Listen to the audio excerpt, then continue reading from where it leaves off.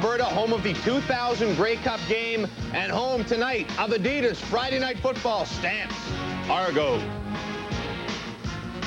Hey folks, and welcome to the show. James Duthie along with my friends Eric Tillman, Matt Dunnigan, and a man who just returned from delivering the keynote address at the Republican convention, the one and only Chris Schultz. And you know, if football was like a grade 8 math problem, the Argos would be in great shape tonight. They beat Saskatchewan earlier in the season, so A is greater than B. Saskatchewan tied Calgary, so B equals C. Thus, A should be greater than C, but it doesn't always work that way in the wacky CFL. The Stamps are a very talented team, a team loaded with weapons, Matt. Oh, they really are. And George Cortez and his system that he employs in Calgary complements the players. And it's always understood good coaches make players and players make good coaches. And that is the fact in the Canadian Football League, and it's certainly true in Calgary. Calgary's receiving core averages 6'2", 201 pounds, so they have size, speed, and experience, and Dave Dickinson is the prime beneficiary of those weapons in George Cortez's system. Look for them to be a big contributing factor tonight against Toronto, Eric. Well, Matty, when it comes to offense, no one has done it better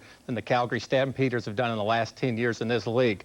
From Flutie to Garcia to Dickinson, they've all put up big numbers. But this is much more than a finesse football team. In fact, don't even mention that word, Diwali Buono. He takes great pride in his offensive line and their ability to control the line of scrimmage. Tonight, the Toronto Argonauts dressed only 5 defensive linemen. They're light in the front 7. So a guy to watch is Kelvin Anderson. Yes, Kelvin Anderson. Another guy that's a big-time weapon and an explosive offense, James. As for the Argos, tough sked for them. They get the Grey Cup finalists back-to-back. Stayed in it with Hamilton last week.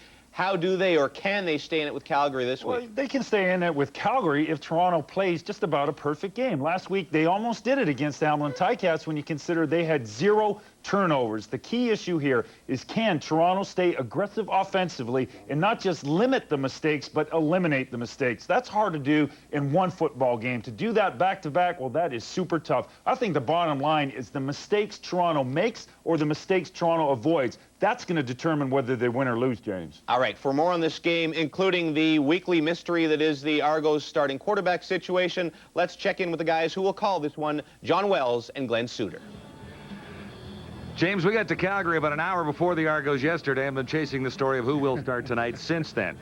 As we have it right now, the Argos have not confirmed this, but we are 99 and 44/100 sure that it will be Jimmy Kemp starting at quarterback for the Argos here tonight. About a half an hour ago, I asked Jimmy Kemp, and he said, Glenn, I would tell you if I knew. He didn't know a half an hour ago, but what we do know is that we watched him warm up, take all the first-team warm-up reps. He had the big week last week with 174 yards, did not throw an interception, and had the Toronto Argonauts in that game against the Hamilton Tiger Cats. Based on last week's performance and what we saw in warm-up, we are almost certain, 99% certain, that it will be Jimmy Kemp, the starting quarterback here tonight. Yeah, and we'd both be shocked if it isn't Kemp tonight for what he did last week and really his experience in Canadian football. I really don't know, Glenn, what John Heward is gaining from this little quarterback mystery where he says the day before the game, we've got 3 guys and we'll let you know around kickoff time. Well, that's what he says. He says this is a need-to-know basis, and he doesn't feel like the quarterbacks need to know until they go and kick the football off. Now, what it does do, and the only thing it does do in my mind, is keep the opposing team, you know, guessing as to who will be the starting quarterback. But after that, I'm not sure why he doesn't, and I don't know that the quarterbacks know why he doesn't. Well, you and I need to know because we have to memorize the numbers, but other than that, anyway, who starts and who finishes for the Argos? Maybe that's the other half of the equation here tonight at McMahon. All right, thank you, gentlemen. 2 other games in the CFL tonight. We'll be keeping you up to date throughout the evening. Edmonton leading Hamilton right in Ivor win. 13-7 is your score in that one. The other one out in Winnipeg, and the Bombers out to an impressive 14-3 lead over the Lions. The Bombers, the most exciting 0-4-1 team in the league.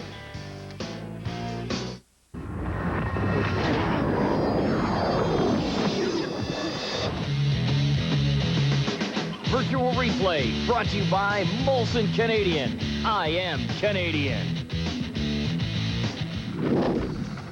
Matty, if there's one area of football that the Calgary Stampeders have really improved in from last year to this year, it's in their ability to put pressure on the quarterback. Here it's Damon Allen. Yes, Chris, and Calgary has a history of getting to the quarterback with only 4 defensive linemen. Here they're going to add more pressure by bringing Greg Fears into the rush scheme. Let's take a look. Here's Greg Fears, number 12 right here, the free safety coming down in position, and Shante Peoples, my man, who's fixing to say hello to Damon Allen. Calgary has a great scheme going here, utilizing Freres to the outside and for contain on Damon Allen right here. And then Shante Peoples is going to be free and have an unabated shot to the quarterback, Damon Allen. You know, Matt, I really think Robert Drummond made the right decision to block the free safety Freres because he's the obvious first threat to your quarterback. But here's the difference maker, number 56, Shante Peoples. Decisive in his pass rush, and look at that acceleration of the quarterback. Damon Allen has no time to adjust. Toronto better be prepared for this tonight. That is the kind of stuff that Jimmy Kemp had nightmares about all week long. All right, before we have more on our game, and we will have lots more on our game, we want to take you back to last night's game in the CFL. Montreal, the other undefeated team in the league besides Calgary, taking on Saskatchewan. And boy, it would be a rough night for the Riders. Look away, Danny Barrett. You don't want to see this. Special team steps up for the Owls. Paul McCallum's punt blocked by Baron Miles. Sylvain Girard scoops it up, and off he goes. It's 10-0 Owls. Then October comes early. Winston October, or Winnie for short. He's the best Winnie since Winnie Cooper on the Wonder Years. And he's off 41 yards on the return, just the start of a big night. And Winnie is, well, Winnie's pleased. Later on the same drive, Mike Pringle. What's this play called? Speed option off the edge. Indeed it is. 20-7 Alouettes lead. Henry Burris would try to rally the Rough Riders, but no. Picked by Davis Sanchez. The Owls lead the league in picks. Offense, defense, special teams. They have it all, James. They indeed do have it all, including Anthony Calvillo, the guy who replaced Ham. He's called Spam, finds Alfonso Browning the Fonz. Just like when he rode the bull and jumped the shark, Fonzie always comes through. Second half, it's the missed field goal. And it would be the hunt for Winston October once again. You know, this is the third time we've seen this in 5 weeks of football, and I hate to say it, but my offensive linemen, they're not physically built to cover kicks. Montreal takes advantage and scores the long-distance way. Yeah, in fact, he does the little Johnny Rogers into the end zone. Schulte, you would have caught him. Winston October, lots of reason to jump up and down. What's this play called? Speed option off the edge. There it is. Pringle again, 4th touchdown of the game. Alouettes all over the Rough Riders. Yikes, 62-7. Alouettes off to their best start since 1977, which is the last time they won the Grey Cup. Spam Calvillo, his quarterback rating is 125, which is absolutely off the charts. As for Mike Pringle, averaging just under 100 yards a game, but the big number, 11 touchdowns already in just 5 games. That's amazing, Eric. You know, it really is. You know, 20 years from now, we're going to talk about this guy the way the old-timers now talk about George Reed. Mike Pringle is the heart and soul of this football team. He brings attitude to the park every week. The all-time single-season touchdown record is 18. The total touchdown mark for a season is 22, and Mike Pringle already has 11 touchdowns in only 5 games. Last night after the game, a reporter asked Mike Pringle if he was slowing down. Speaking of all-time things, that's one of the all-time dumb questions, Matty. Well, it could be, Eric. I tell you what, though, the Montreal defense is on fire. You know why? They're leading the league in 12 out of 25 defensive categories, and they simply shut down a very good young offensive football team, the Saskatchewan Roughriders, who are averaging 35-plus points in the game. They shut them down last night. Believe you me, they remember last year when Henry Burris quarterbacked the Calgary Stampeders to a victory that was the only home loss for Montreal in their own backyard. So they remember that. They wanted to settle score, and they certainly did, James. Now, as for Saskatchewan, their previous 3 losses in that tie against Calgary, there was some positives in every single one of those games. Nothing positive in that game. Well, not really. I mean, that is the question. What the heck happened to the Saskatchewan Roughriders after several weeks of very competitive football? I mean, it was rather embarrassing to go into Montreal and lose like that. Overall picture, I still think they can rebound from this because it's the growing process. I mean, you have to remember it's a young football team. They did have special teams mistakes, but I believe that 52-52 tie less than 6 days ago with the Calgary Stampeders, it was 31 degrees Celsius. It was a hot night. It was a physical game. That took something out of them. Young players don't know how to prepare. They don't know how to put that game, put it on the shelf, rejuvenate, and come back. Veteran players do. I think in the long run, this will benefit the Saskatchewan Roughriders. They'll learn that they got to put it away and move on at that point. Although it was a tough game, I think they'll learn from this, James. That is a tough way to learn. All right, when we return, we'll get you set for our game. Kickoff is just a few minutes away in Calgary. Alan Pitts ready, as always. So are we. Kickoff is coming up.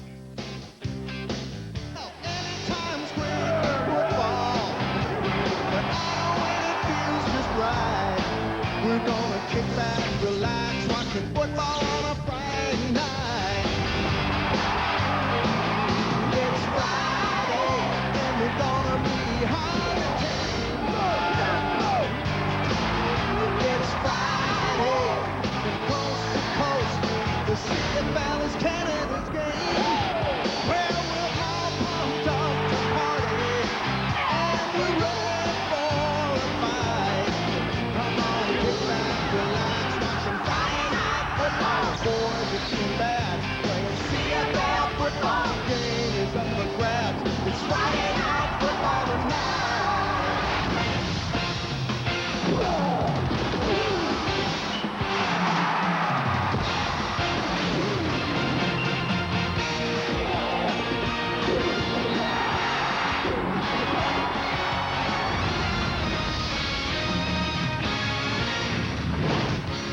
McMahon Stadium is packed again as the undefeated Stamps take on the Argos on Adidas.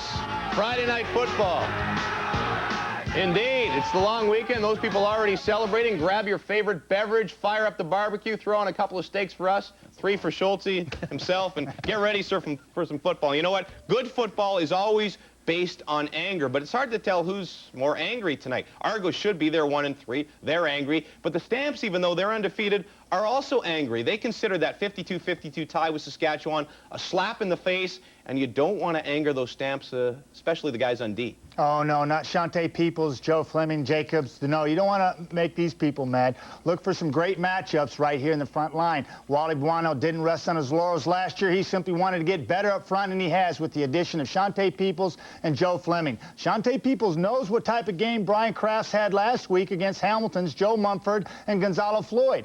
Look for Shante Peoples to rise to the occasion and Joe Fleming to push that pile, and if they do that, it's going to be a long night for the Toronto quarterback, whoever it may be, Eric. Well, Matty, defense and special teams lead to field position, and if you allow the Calgary Stampeders to play on a short field, bank on this, they will kill you.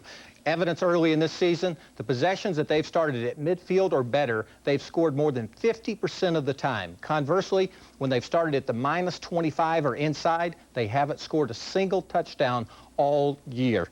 You know, possessions of 80, 85 yards are hard to come by. It's hard to manufacture points, even the best of football teams. So I think the key tonight is field position, and that's defense and special teams, James. Field position, a big key. Also a key is McMahon Stadium. As we said, it's going to be packed. It always is in Calgary. They have rabid fans, and Calgary loves to play in front of them. Oh, absolutely, no doubt. I mean, if you're going to have a great football team, the #1 quality you have to have is you got to win at home. And I'm telling you, in the East, it's the Montreal Alouettes, and in the West, it is the Calgary Stampeders. You look back to those 2 big victories at home against the Edmonton Eskimos and the BC Lions. The Calgary Stampeders provided that knockout punch right in the first quarter, and that is the dilemma for the Toronto Argonauts. They have to weather the storm. The longer this stays closer, the bigger their opportunity, because the Toronto Argonauts are not a come-from-behind team. If they lose this game early, it's going to get ugly. The Calgary Stampeders, I'll tell you what, they are well prepared, and they play at a high-intensity level. First quarter's key, James. All right, time now for our starting quarterbacks. It is brought to you by Robin's Donuts. Still rocking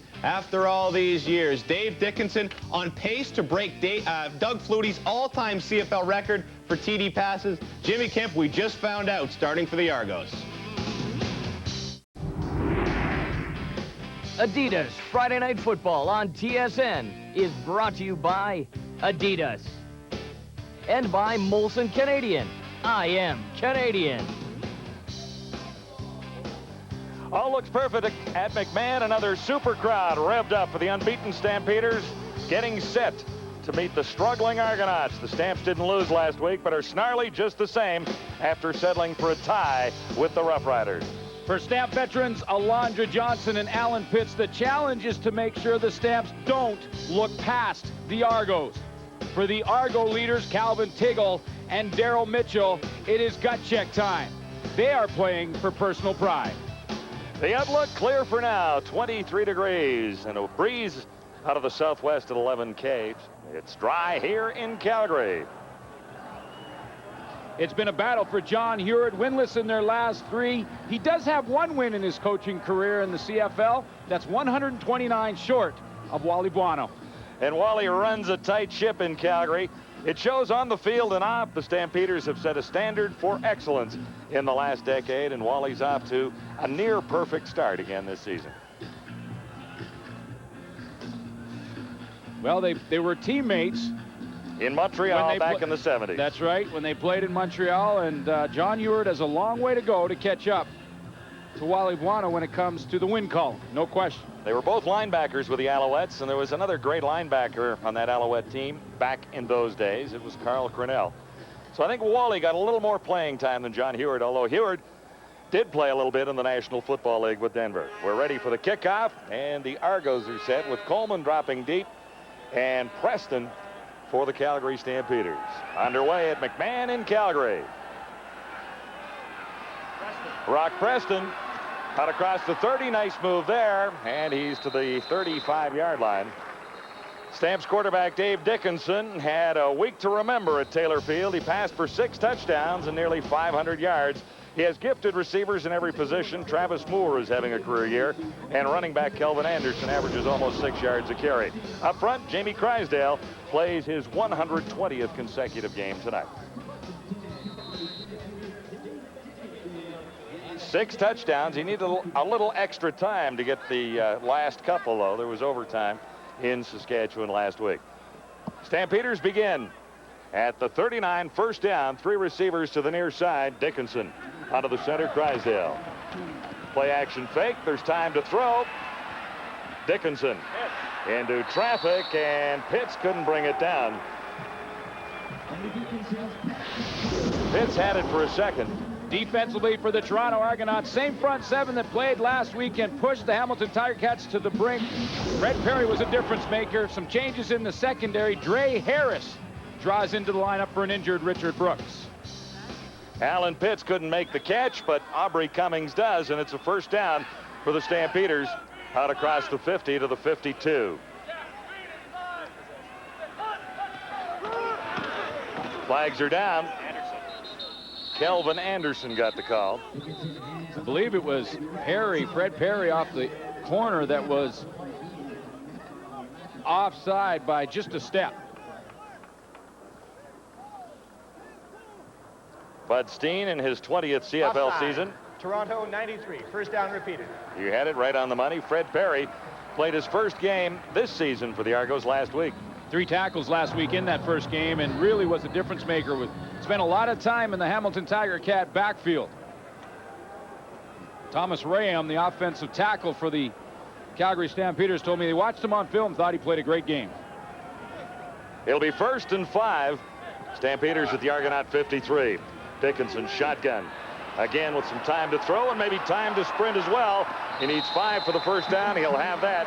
And back in the Argos secondary, a flag goes down. Way back in this defensive secondary, and it looked like it was Alan Pitts and Adrian Smith back there sort of in a pillow fight between a receiver and a defensive back. That's where the flag happened.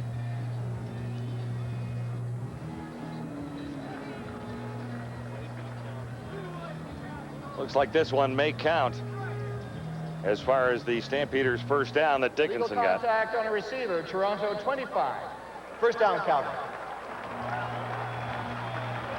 That's Martavius Houston, one of the real bright spots of that Argonaut front 7. An underrated linebacker in the league. He just plays well every single game, leads the league in tackles with 24. Some good tacklers he's ahead of, including his teammate Calvin Tiggle in the middle. So this Stampeder drive continues, 1st and 10 now. Argonaut 43. Another play action fake. Long toss. Bo Richter made the catch inside the 10. Mark Bo Richter, 34 yards. He has been a great story for the Stampeders. Great story, and he uses great speed on this play to run behind the coverage. Little blitz package coming from the Toronto Argonauts.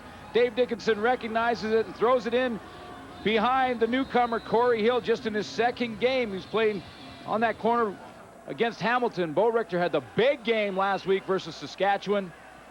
158 yards receiving. That's a rookie we're talking about. He is tall, and he is very quick with great hands. Stampeders set up inside the 10-yard line. Flags down for early movement. Touchdown toss, and that's Travis Moore. A 9-yard touchdown reception. We'll check the infractions. Well, Mark McLaughlin is halfway on the field to kick the extra point. There was early movement. I would think it came from the Argos side. Offside, 73. That's decline. There you go. Calvin Tiggle. Tiggle offside. Touchdown stands for the Calgary Stampeders. A very quick drive. Travis Moore is having a season. That's his 6th touchdown reception already. Talk about guys having great seasons. How about Travis Moore? He's off to a great start. Leads the Calgary Stampeder receiving corps. You mentioned that. 362 yards coming in. He has the 5 touchdowns. One One interesting stat when you look at it, Travis Moore's 362 yards is more yardage than the 4 starting receivers for the Argos. He's on a tear, and Dave Dickinson connects for one more as the Stamps jump to an early lead. Stampeder receiver Travis Moore had a career year in 1999. It's going to be a better year in 2000. He's on pace for a much better year in 2000, and he gets the Stampeders off to a quick start, something that you don't want to do against this team. He's a big play guy, and he caught one last week at Taylor Field, Regina. For 52 yards, it was 3rd and 17. That kept the Stampeders in the game and allowed them to go in and tie the Rough Riders to force that marathon overtime. Mike Clemens snowed under at the 35. 15 yards on the return. Well, it's a game of inches, especially when you get down in the scoring zone. And watch what Dave Dickinson takes advantage of. Here's a mistake by the safety, Vernon Mitchell. If you stop it right there, now watch Vernon Mitchell. His angle is about 2 inches wrong. And when you have the wrong angle down in the goal line, trouble. The ball is caught for a touchdown. If his angle is a couple of inches closer, he runs right into Travis Moore, and there's no play. Different day. Quarterback Jimmy Kemp had his best outing of the season last week and gave the Argos a chance to win over the Ticats. He came up a touchdown shy. Kemp keeps it on the ground, and Ryan Terry has it out across the 40 to about the 41-yard line. The Argos will have Terry in the backfield. Daryl Mitchell is the key to Toronto's offensive threats. Again, now that the Argos have abandoned that double tight end formation up front, the offensive line is a work in progress. Only Jude St. John and Chad Fulk are back from 1999. Tonight's starting lineups are brought to you by Midas, your auto service experts. Kemp had a pretty good week last week. Well, he really did, and he gave the Argos a chance to win. On 2nd down, Kemp has a 1st down. That's fantastic. Calgary's defense looks pretty good up front. Joe Fleming and Shante Peoples, 6 sacks between the two of them. Alonzo Johnson, the veteran, in the middle. And in the secondary, Marcus Bradley is out of that lineup. It'll be Eddie Davis and Jack Kellogg at the halfbacks. Bradley broke his leg last week versus Saskatchewan, and he'll be gone for the rest of the year. Alondra's been in the middle of that defense for a long time, hasn't he? Bred well by the Stampeders there. They're tough to run against. Well, he really has, and Alonzo Johnson is the glue that keeps that defense together. A guy that knows the system inside and out, and a guy that, when you're in the huddle with a guy and a veteran like that who's been in the same system for so long, he knows everybody's job. Anyone on that field can turn around and say, hey, what do I got on this one? I can't remember. And he'll tell them. Loss of 1 by Michael Jenkins, so this is 2nd and 11 for the Argos. And there's some movement down there. Play is whistled down, and we'll check out the infraction here. Jimmy Kemp did not put up spectacular numbers last week. Illegal procedure. Toronto, 6-7. 2nd down repeated. Well, he got back into an offense that he's familiar with, and that's the spread offense, and we've talked about that, and a lot of people have. But the bottom line is that John Heward started with tight ends. It wasn't working. He's evolved now to the spread offense, which everybody in the CFL uses, and something Jimmy Kemp is very familiar with, and that's why he had more success with it. Yeah, and Kemp was the only quarterback he had who could have run that last week for sure. They didn't beat the Tiger Cats, but they gave them fits for a while. Kemp looks deep. He's got Mitchell and overthrew him by about 1.5 yards. Greg Frears was coming over to put a hit on Daryl Mitchell. Well, you know what? Through that pattern, Daryl Mitchell thought that he was going to throw that ball a little shorter and kind of slowed up. And then when Daryl Mitchell realized it, watch how he stops up here. He kind of looks back to the quarterback. He makes the move there. Now, see, he's slowing down there, looking back. If he keeps his head down and keeps going straight down the field, he probably catches up with that football. Noel Prefontaine has a nice average already. In fact, led the entire league with his punting average last year. Coleman has taken a few all the way back for Calgary. Inside the 20, Marvin Coleman stopped at the 30-yard line after an 11-yard return. Stampeders have their 2nd possession when we return. Dickinson scored on his 1st.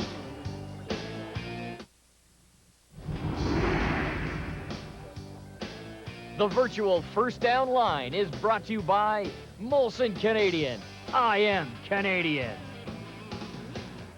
Wally Buono is a win away from moving into third place all-time, tied with the great Eagle Keys on the all-time coaching list. Eagle with 131. Wally has 130, looking to get even with Eagle tonight.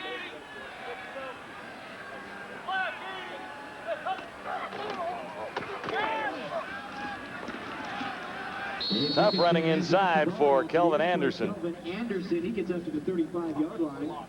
Well, here's a couple of things to look for That's a pickup of 5 yards. Tackle made. when you're watching this game. And, you know, it's going to be quite a battle in the trenches. We talked about the offensive line, the veteran offensive line for the Calgary Stampeders up against a pretty good and improving defensive line with Fred Perry in there. We mentioned that for John Heward's Argos.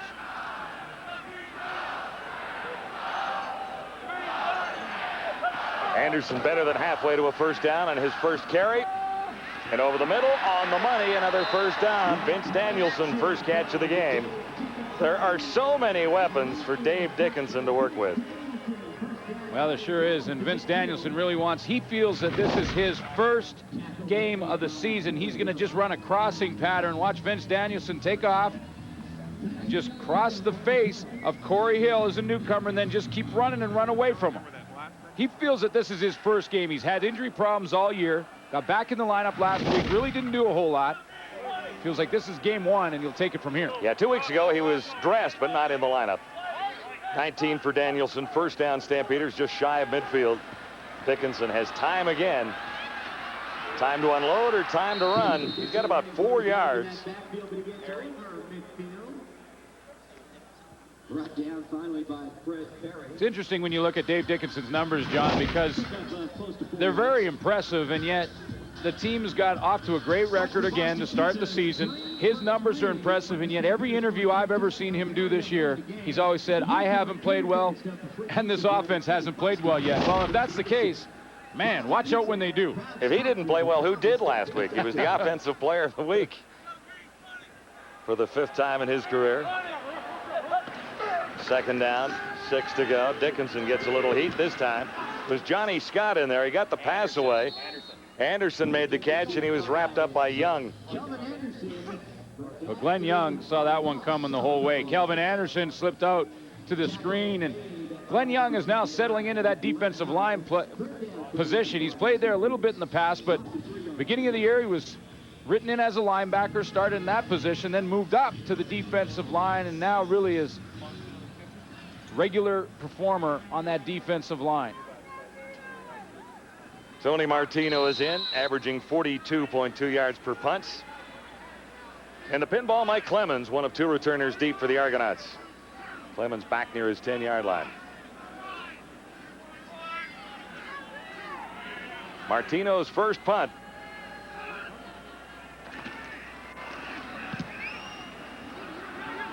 High. Coming down to Andre Williams. And flags are down as Williams is wrapped up after a 5-yard return.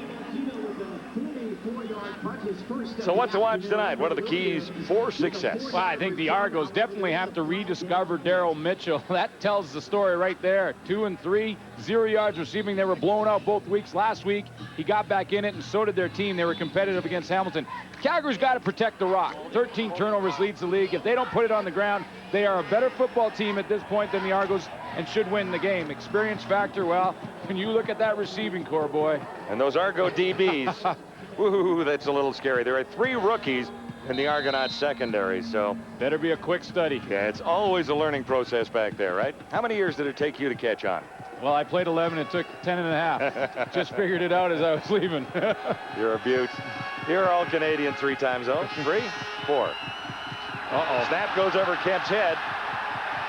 And he wisely kicks it through the end zone because he couldn't control the ball. You have to give up the safety.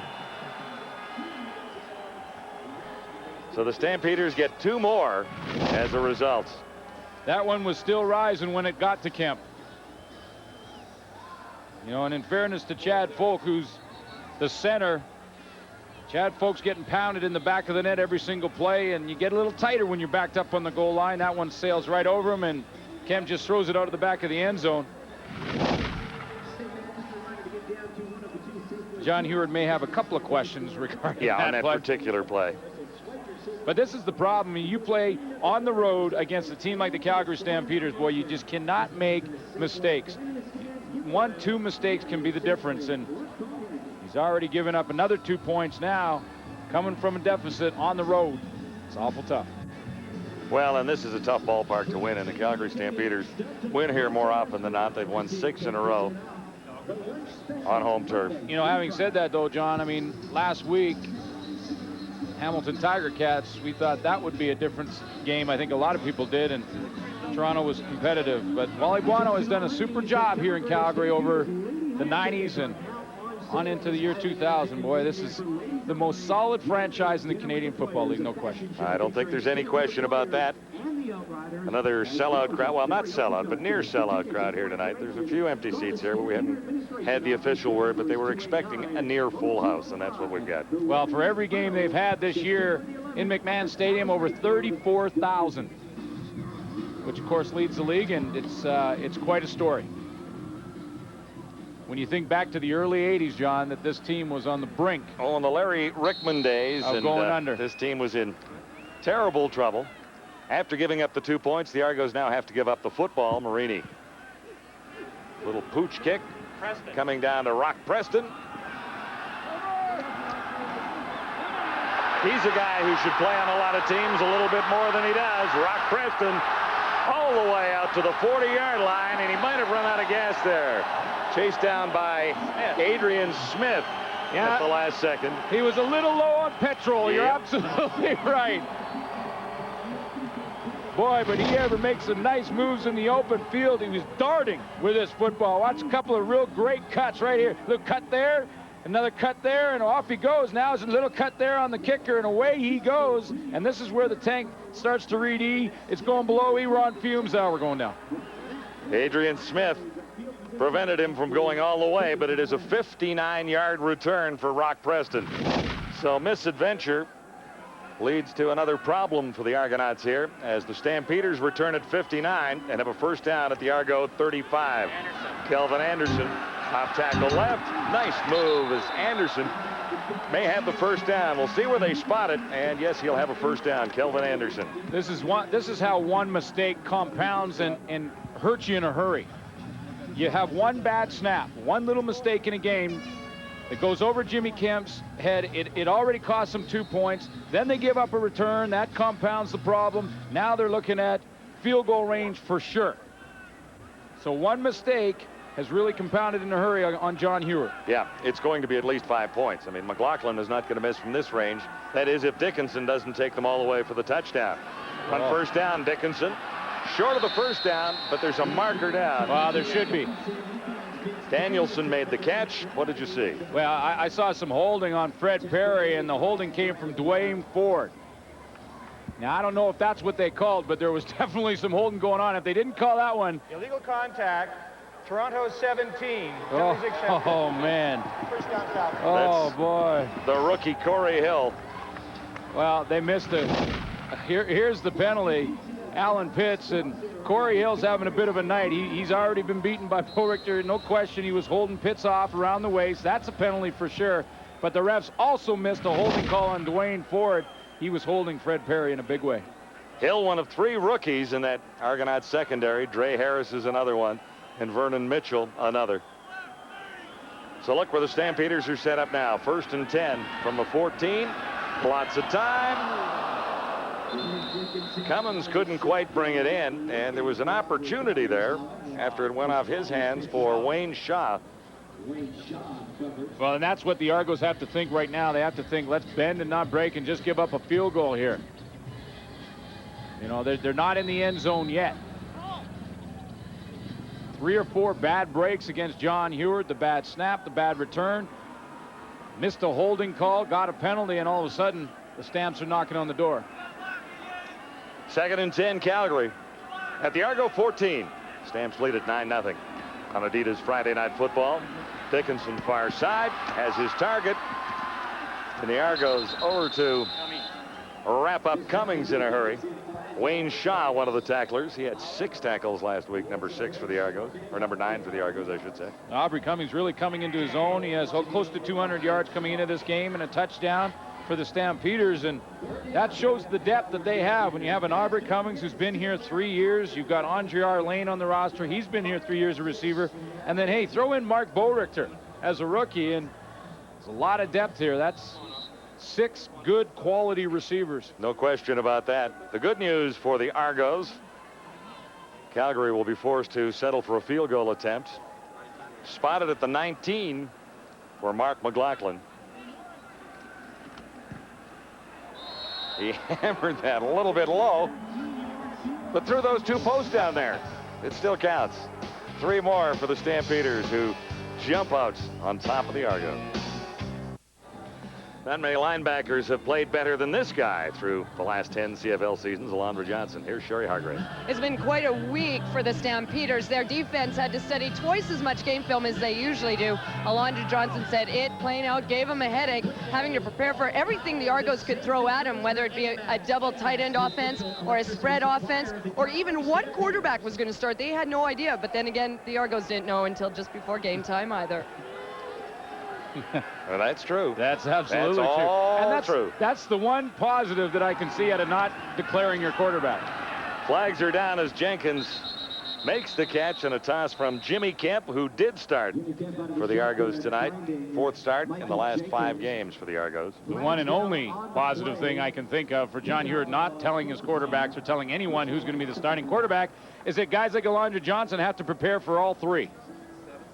You know, and you really do that anyways, but when the starting quarterback is established and he's there, you spend 90% of your time watching him. Procedure call against Toronto. And John and Hewitt another says, note for John Hewitt. I will make a note of that number, and it'll be a fine day when we get back to Toronto. By fine, I mean there may be a pocketbook a little lighter.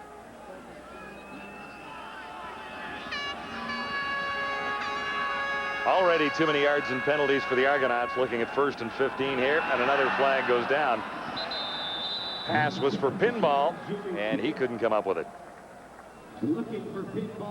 Well, it's an interesting formation. The Argos just sort of spread out in a hurry and tried to do a quick count against the Calgary Stampeders. They weren't fooled. Legal procedure.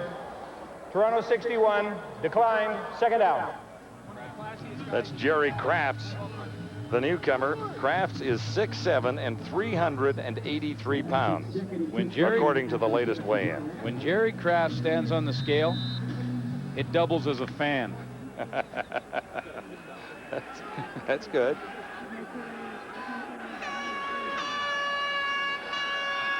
So this is 2nd and 15 for Kemp. The charge is on. Oh! He's hammered in there. Ball squirts loose. Stampeders may have it. Oh, man. He may not get up. Fleming hammered him. He may not get up. Well, he's to his knees and up and wandering now. I can't believe he got up. I'm telling you right now, he does not know what stadium he's in. That was solid. Shante Peoples out the left out here. Watch this rush. Here comes right in the middle of your screen, and then bam, Alondra Johnson. He puts the big hit on him right in the middle. Peoples off the edge. Watch the contact. And unbelievably, Jimmy Kemp got up from that. Whoa. Stampeders have the ball on the turnover, recovered by Fleming. And Kelvin Anderson has a couple. This is a tough start for the Toronto Argonauts. They were looking for any kind of momentum shift that they could get. Field goal early, anything like that might have helped, but so far it has been all heartache for John Hewitt. Well, John, good teams take advantage of mistakes, and they take advantage in a big way, and they can bury you in a hurry. Now, there's tons of football to be played yet. And John Hewitt's just got to, again, try and hope that his defense can hang on, just give up 3, limit the damage, try and stay in this game. Well, and the defense held tough the last time the Stampeders were in this vicinity. Dickinson to the end zone. Touchdown, Alan Pitts. What an adjustment. 21 yards, Alan Pitts.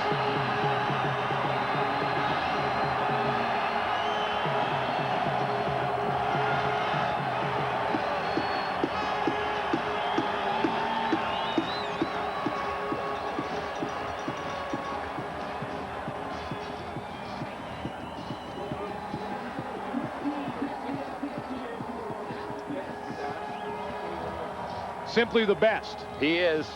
He has proven that through his long CFL career, now in his 11th season as a member of the Stampeders. 21-yard touchdown reception there.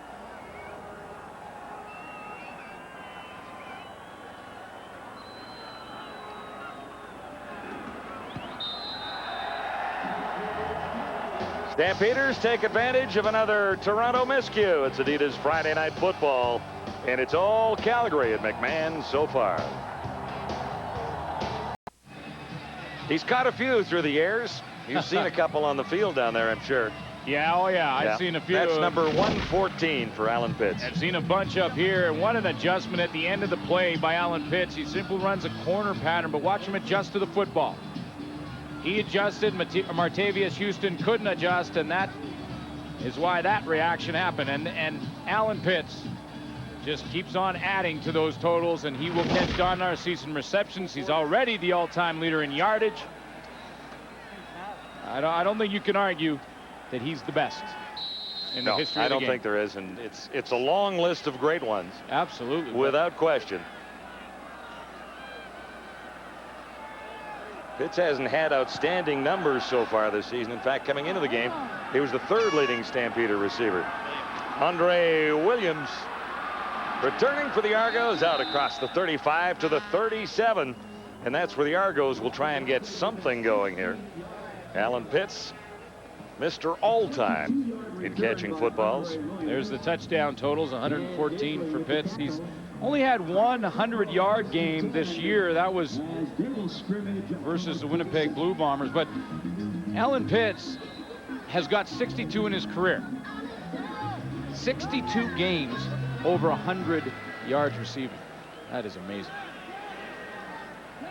Argonauts are down by 19. Nothing has gone right so far. Jimmy Kemp remains in after taking that punishing hit from Alondra Johnson. Good move. He has Mitchell and missed him by about a yard, forcing Mitchell out of bounds. He got one hand on it. Well, Kemp missed there, I believe. I'm really amazed that Jimmy Kemp was able to shake off that hit from Alondra Johnson that he took, because he walked off the field shaking his head, trying to clear his mind and trying to focus first on where his bench was. Get over there and regroup, but he's back. You got to give him credit. That's gutsy to come back in there. Good on 1 of 3 for 8 yards. He had Mitchell in behind the cover at one point, and somehow they just missed connecting. Well, they got to keep looking for 87, no question. 2nd and 10. Stampeders are coming. It opens up for Jimmy Kemp. He'll have a chance to get the first down and comes up a little bit shy near the 45. He actually has done a nice job running with the football this year. He's only run it 10 times, but his average is up around the Damon Allen type averages in the 8-yard zone. So when he does take off and run, he does a pretty nice job. The lane opens up for him. He didn't see what he liked. He really didn't have time to get loaded up anyway, so get what you can. Eddie Davis had him in his sights, and there was no chance for Kemp to get outside that. Noel Prefontaine, a 49-yarder on his first punt. Travis Moore is back along with Cummings. And this will be Travis Moore's turn, back from the 5-yard line. Has a touchdown already. Not much of a return out across the 15 to the 16-yard line. What a great bunt by Noel Prefontaine. Man. Whew. 58 yards that time, 11 on the return. Rod Smith, David Brandt have the next edition of Sports Desk coming your way. 2 a.m. Eastern Time, 11 Pacific. Lots to talk about. A little tennis today. Other CFL games we'll be watching for you tonight as well. And the Blue Jays and the Rangers. There's some interesting matchups today in the CFL when you have BC at Winnipeg. Bombers desperate for a win, and Bombers had an early lead there. Stampeders begin deep in their own zone, back near the 14. Kelvin Anderson still fighting as he gets to the 20.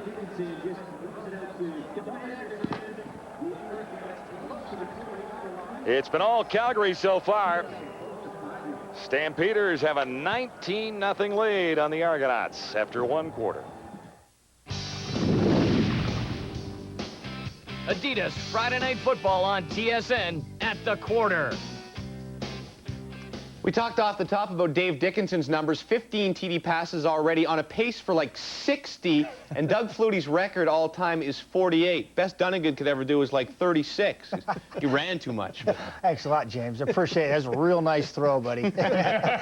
All I can say, Dave Dickinson is flexing his muscles early and often in this Calgary game. Look at him here. He simply dictates to the free safety with his drop, everything to the left. His eyes are facing to the left, and then he just lofts it over the top of this goalpost here for his 14th touchdown of the season to Travis Moore, his favorite guy in the end zone there. Looks a lot like Tommy Clements in that situation. He used to spot throw a lot of balls, and if Dave Dickinson can be mentioned in the same voice as Tommy Clements, or same sentence, more power to him. Hey, 6 touchdowns this early for Travis Moore. He's quickly becoming the go-to guy for the Stamps. He'll be 30 tomorrow, but this guy still has young legs, James. And we don't want to say it is early in this game, but it sort of has the makings of what happened the other night in Montreal. It is early, but the problem here is the mindset. Anytime you're down 19-0 in a football game, you start pressing. Then you have an anxiousness about you, and it plays into what Calgary does best, which means get after the pass rusher. This is a real tough situation for Toronto. I wouldn't be surprised if we saw other quarterbacks as the game progresses, James. All right, 2 other games tonight. Want to get you up to date right away on those, and you may be a little bit surprised. In Hamilton, the Eskimos leading 16-7.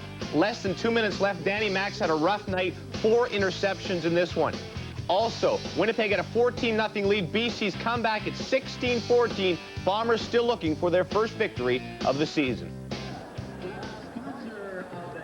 Interesting games to keep an eye on tonight. Yeah, I knew that Winnipeg-BC game would be a battle, and it sounds like it is. So you sort of have to feel a little sorry for the Blue Bombers. They've lost their last 3 games by a total of 7 points. I mean, that's heartbreaking. And in one, on home turf, the timekeeper didn't have a very good. No, I'm saying in Winnipeg, on home court, the timekeeper's supposed to give you that second, not take it away. Wally Buono would make sure of that here at McMahon Stadium. Oh, you betcha. Stampeders second down, beginning at the 20 here, 2nd and 5. Play action fake by Dickinson. Man open near side. Cummings has it inbounds. And the spot will be very interesting. He should be very, very close to a first down, but maybe inches shy. Numbers after the opening 15 minutes favor guess who? The Stampeders. In case you were wondering why they're up 19-0, they got that one, they got that one, they got that one, they got that one. And no turnovers. And then they got that one. They got everything. That's why they're up 19-0 right now. It's like an accountant's ledger. When it goes down the right-hand side that neatly, you're usually in the black, right? You want the right-hand ledger. That's your account. And that's what the Stampeders have so far. Second quarter just nicely underway. 5 receivers set on 3rd down and less than a yard to go, and the Stampeders didn't even hesitate. Dickinson himself for the first down. Well, you really get the feeling that for the Argos to really come back and battle back, they need a big play out of their defense. And that would be a play like an interception, a fumble return, something that will change the field position quickly on Wally Buono, because right now he's moving that football. If John Hewer doesn't get that big play out of his defense, he's looking at a long night. Yeah, and that's going to be a play that's left up to somebody, I would think, like Adrian Smith or Antonius Bonner or Martavius Houston. A veteran back there who can stand in and get the ball back for the Argonauts before the Stampeders are allowed to march much further. Nice fake again. Dwayne Ford has the catch and about 7 yards. Dwayne Ford does not get his hands on the football very often for the Stampeders. Well, if you're wondering how many times he's run it out of the backfield, in 4 games, 3. Yeah, in 2 years, 25 carries. Yeah, so you're right. Yeah. But he does do a super job blocking, and, you know, he's one of those guys that's a very unselfish player, because you have to be unselfish to just take on defensive ends game in and game out and never see the football. 2nd and 3, Stampeders with a comfortable 19-0 lead already. Dickinson gets a little heat from Perry and got a hit from Johnny Scott. I should say Roger Dunbrack, number 70, just as he released the ball, and it went fluttering to the turf. Well, we talked about the Thomas Ram matchup on Fred Perry, and This time Fred Perry gets one, and he got away because there was a penalty there on Thomas Rayam. You saw just to the left of your screen, Rayam had his hands up in Perry's face mask. Now, I've seen a couple now where they've gone away from it. Dwayne Ford got away with one on Fred Perry, and this time it's Thomas Rayam getting away. He's getting in that backfield again tonight.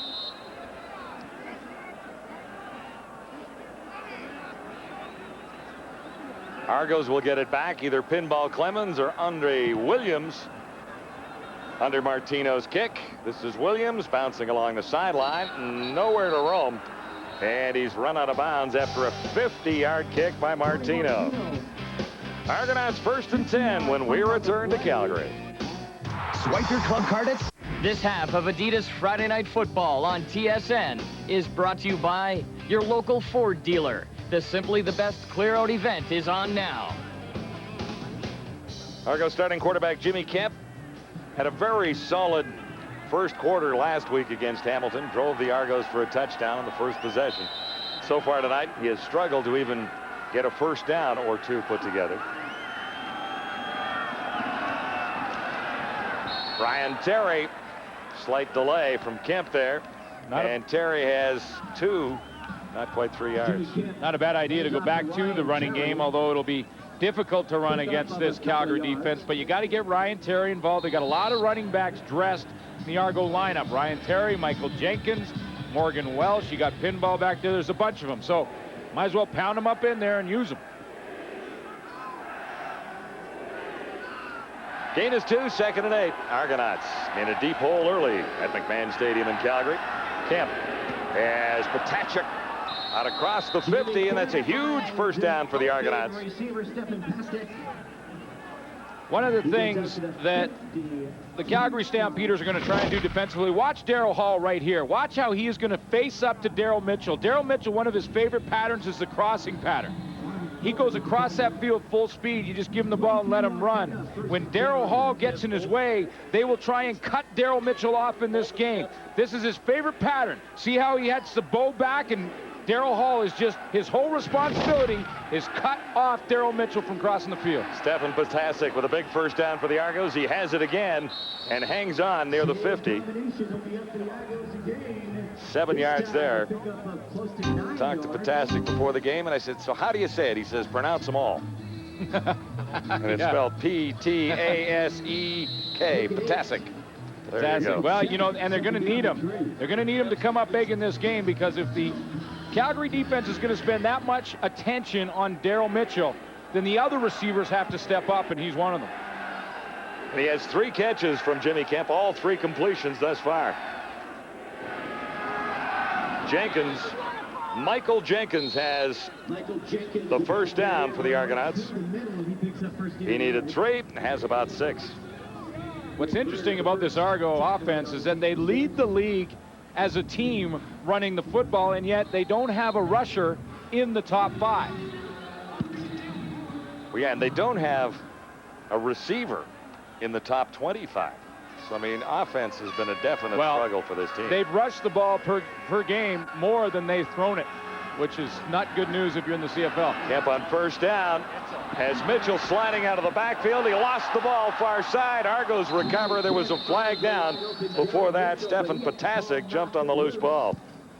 Well, the flags are back in the defensive secondary, whether or not it was offensive or defense. And again, there goes Daryl Mitchell on that crossing pattern. This time, Alondra Johnson tried to step up and cut him off, and Pinball Clemens got in the way. And I'm not sure if that was considered a pick by Pinball Clemens. John Hewer doesn't think so. No, he doesn't like the call, I don't believe. Offside, Toronto 14. Illegal contact on a receiver, Calgary 51. First down repeated. Well, things could have been worse. Well, it nets out a 5-yard gain for the Argos and first down again, so it works out well for Toronto. But here, watch Alondra Johnson try and cut off. See how he steps? See, Pinball picks him. See there, you get the pick, and that's why Mitchell got open to the outside. We saw Daryl Hall cut him off once. Well, this time, Alondra Johnson tried to do it, got picked by Mitchell. They're trying to spring Mookie Mitchell over the middle. 3 receivers to the far side, 2 to the near side of the field. The handoff goes to Ryan Terry, and he has 2. That was 2nd and 5, or 1st and 5, I should say. John, they're averaging 149 yards per game rushing the football. Number 1 in the league. We just mentioned that. They're only averaging 135 yards passing per game. Obviously, a lot of those numbers coming in that Saskatchewan game in week 1 when they had double tights and they were running. And they really piled up the yards along the ground against Saskatchewan. In fact, Michael Jenkins had 148 yards rushing week 1. 2nd down, about 3. Kemp can't connect with Pinball. Pinball stretched out, and Kemp, I do believe, missed the target. Well, he did, and it wasn't by much. It wasn't by much, just to the outside. And what happened? Pinball ran like a turnout pattern. He ran kind of in and then back to the outside, and it was that close. You know, but it's only an inch that he missed the throw by, but on 2nd down, it means your kicking team has to come on the field. That's the end of your drive.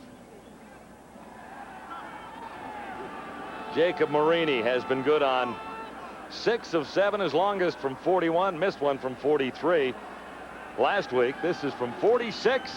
Marini has enough wood on it, and he's got it. The Argos get on the board. They settled for 3 when it looked like it might have been a slightly more promising drive on Adidas Friday Night Football from Calgary.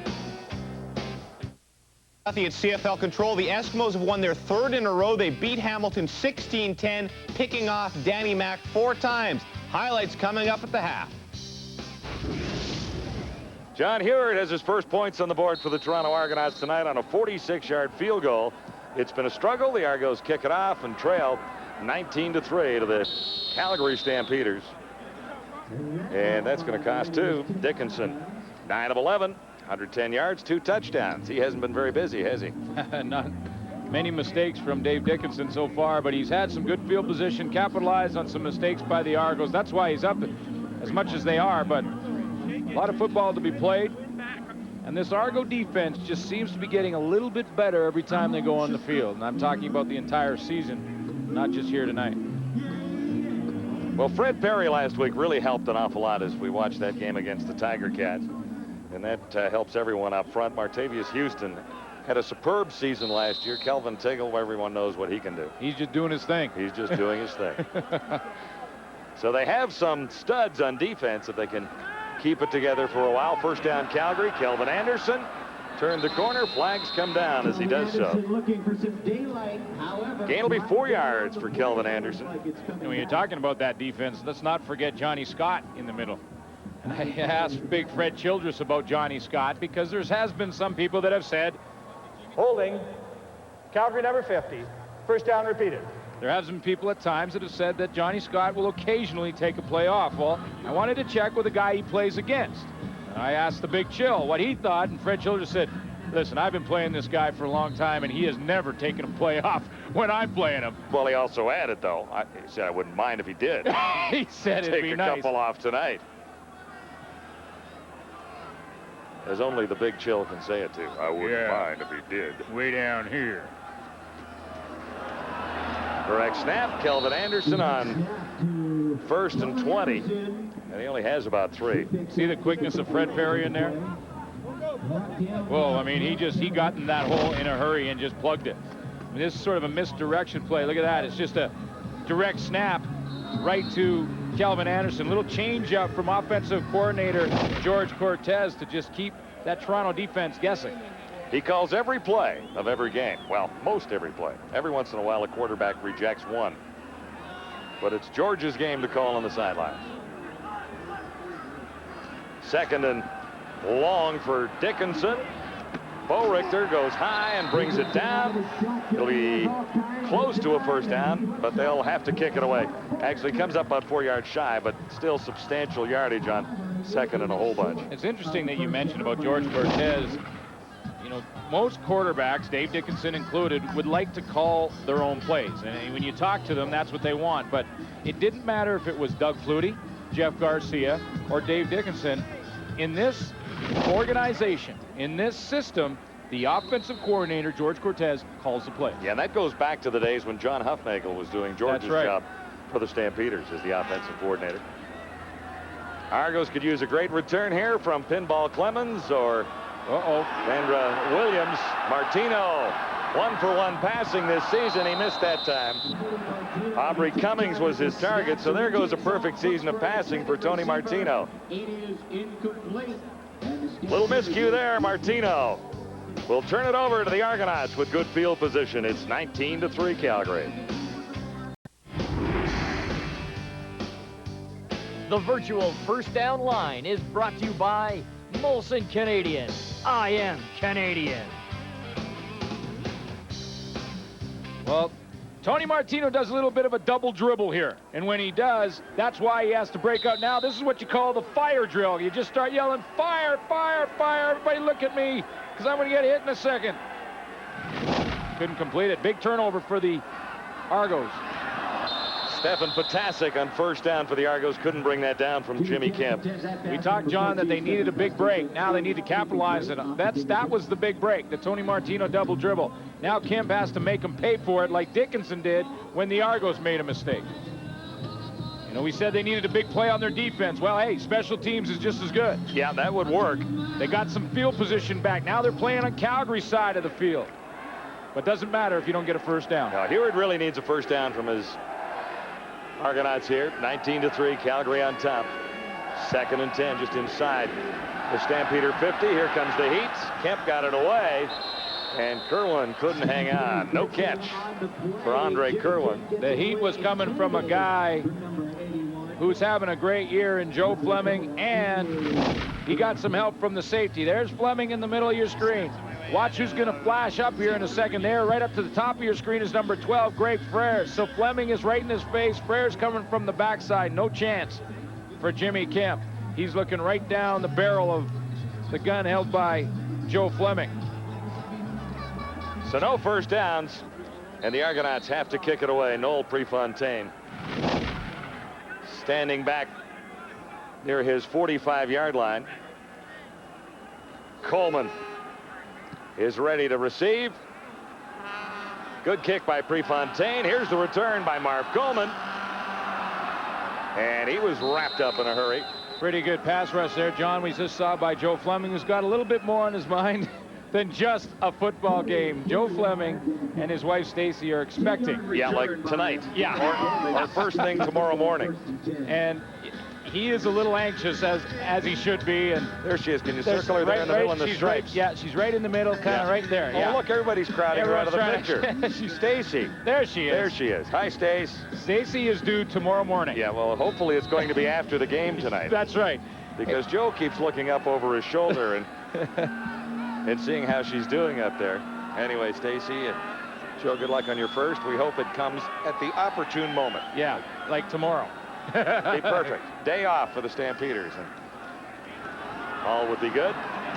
Well, we just hope that, Joe Fleming, nothing happens out there that gets Stacy too worked up up there in the stands. Kelvin Anderson. But what's interesting, and Joe Fleming's one of the toughest guys in the Canadian Football League. I mean, this guy's a warrior. And I talked to him about going into the delivery room with his wife Stacy when the baby will be born, and he's a little squeamish about that. He says, everyone wonders if I'm going to cut the cord. I don't want to cut the cord. Yeah, well, he also didn't pass Lamaze. I know. He left the course early. He failed Lamaze class.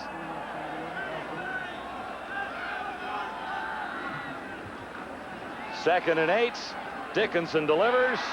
Alan Pitts is a little short of the first down. So the Argonauts have an opportunity. 5 minutes to halftime. They should have decent field position. And what that the Argos don't want to do too often is get into man-to-man on this receiving corps. They don't want to do that. No, they don't match up well against the Stampeder receivers. Talking to George Cortez, who scouted this Argo defense for the last 4 weeks, and he said that they are a predominant zone team. What that means is they're not covering, they're not taking a man, they're dropping into areas predominantly. And they better against a receiving corps like they have in Calgary. Now, Pitt's got a very favorable spot down there, so on 3rd and 1, Stampeders go gambling. Did they get it there? Well, there's our virtual first down line. It looks like they have gotten the first down. I thought Pitts was stopped a yard and a half shy, and they'd be forced to kick it away. They got that Calgary spot. They are in McMahon Stadium. But George Cortez spends an awful lot of time watching game film. Does he like to talk about football or what? Well, we sat in with him yesterday, and I thought we were interrupting him a little bit, but he kept going and going. Well, what I loved about it, kept listening. And what I loved about it is that he goes to the board. You know, we're just sitting in a little meeting, and he'll go up on the board and he'll start drawing the X's and O's, which is great. Dickinson on first down. Had to work to get open, and a chance for the interception on the pass to Pitts. Houston had an opportunity to come up with a ball. Well, and also in the area was Vernon Mitchell. Martavius Houston, we talked about him being an underrated player, and he really is. We talked about his tackles. You know, what the stat of tackles means for a linebacker is that he's around the football. You know, and that's a very athletic play by Martavius Houston to come over on Alan Pitts and knock that ball out of there. This guy is a playmaker, and that was a big play. And he is the #1 tackler in the CFL heading into this week with 24. 2nd and 10. Dickinson has time and has room to run. Dickinson will come up with the first down. He's out near the 40. Dave Dickinson has 14 yards with 3:25 till halftime. So when it looked like the Argos had them hemmed in, Dickinson has escaped one more time. Dickinson had to run because Martavius Houston had put the blanket on the best receiver in CFL history. Look at this. There's a linebacker going bump and run coverage on Alan Pitts, and that's where Dickinson wanted to go. Martavius Houston shut that door. Made Dickinson run out of another door. So after 14, Stampeders are out at the 40 with a first down. Dickinson stands back and fires again. Travis Moore may have the first down from his forward progress. Well, maybe not. He's around that 9-yard area. But with 2:47 to go till halftime, the Stampeders are battling the Argonauts. It's 19-3. Shop at Safeway. Swipe your Safeway. Another great night at McMahon Stadium in Calgary. It's almost full, 34,000 plus here. So watch the hometown Stampeders against the Argos at the half. The boys will be ready to talk about this and the other games in the CFL this night. Some interesting football elsewhere in Hamilton and in Winnipeg. So all part of halftime with James and the guys. Another 2nd down short situation. Less than a yard needed, and that's enough. Keep the Stampeders drive rolling. Dickinson doing a masterful job of piloting this team tonight, as he did last week for certain stages of the 52-52 tie at Taylor Field, although there were some dropsies and some fumbles there. But well, one of the things that they talked about was how drained the team was after that 52-52 game, and Saskatchewan this week just went into Montreal and were pounded. Correct snap to Kelvin Anderson. And that's good for 4, maybe 5 yards, and right at midfield. So far, John, the Calgary Stampeders have started pretty well in this game. They're ahead in the score clock, but when you go into a long overtime like they did last week, it starts to wear on you, and it'll catch up to you in the 2nd quarter because you're still not rehydrated. You still not have all the fluids back into you, even though it's a week later. So I think that had to be part of the Rough Riders' problem last evening when the Alouettes simply smoked them. Well, they go on the road. That was tough for them. At least Calgary's at home. And Calgary is a night later after the overtime marathon. This is Kelvin Anderson with a first down. Gotta like the way this guy plays the game. Solid running back, but he's got super soft hands coming out of the backfield too. You know the word I think of when I look at Kelvin Anderson, and I think most of the coaches in the league do as well, is consistency. It just year in, year out, he's over 1,000 yards.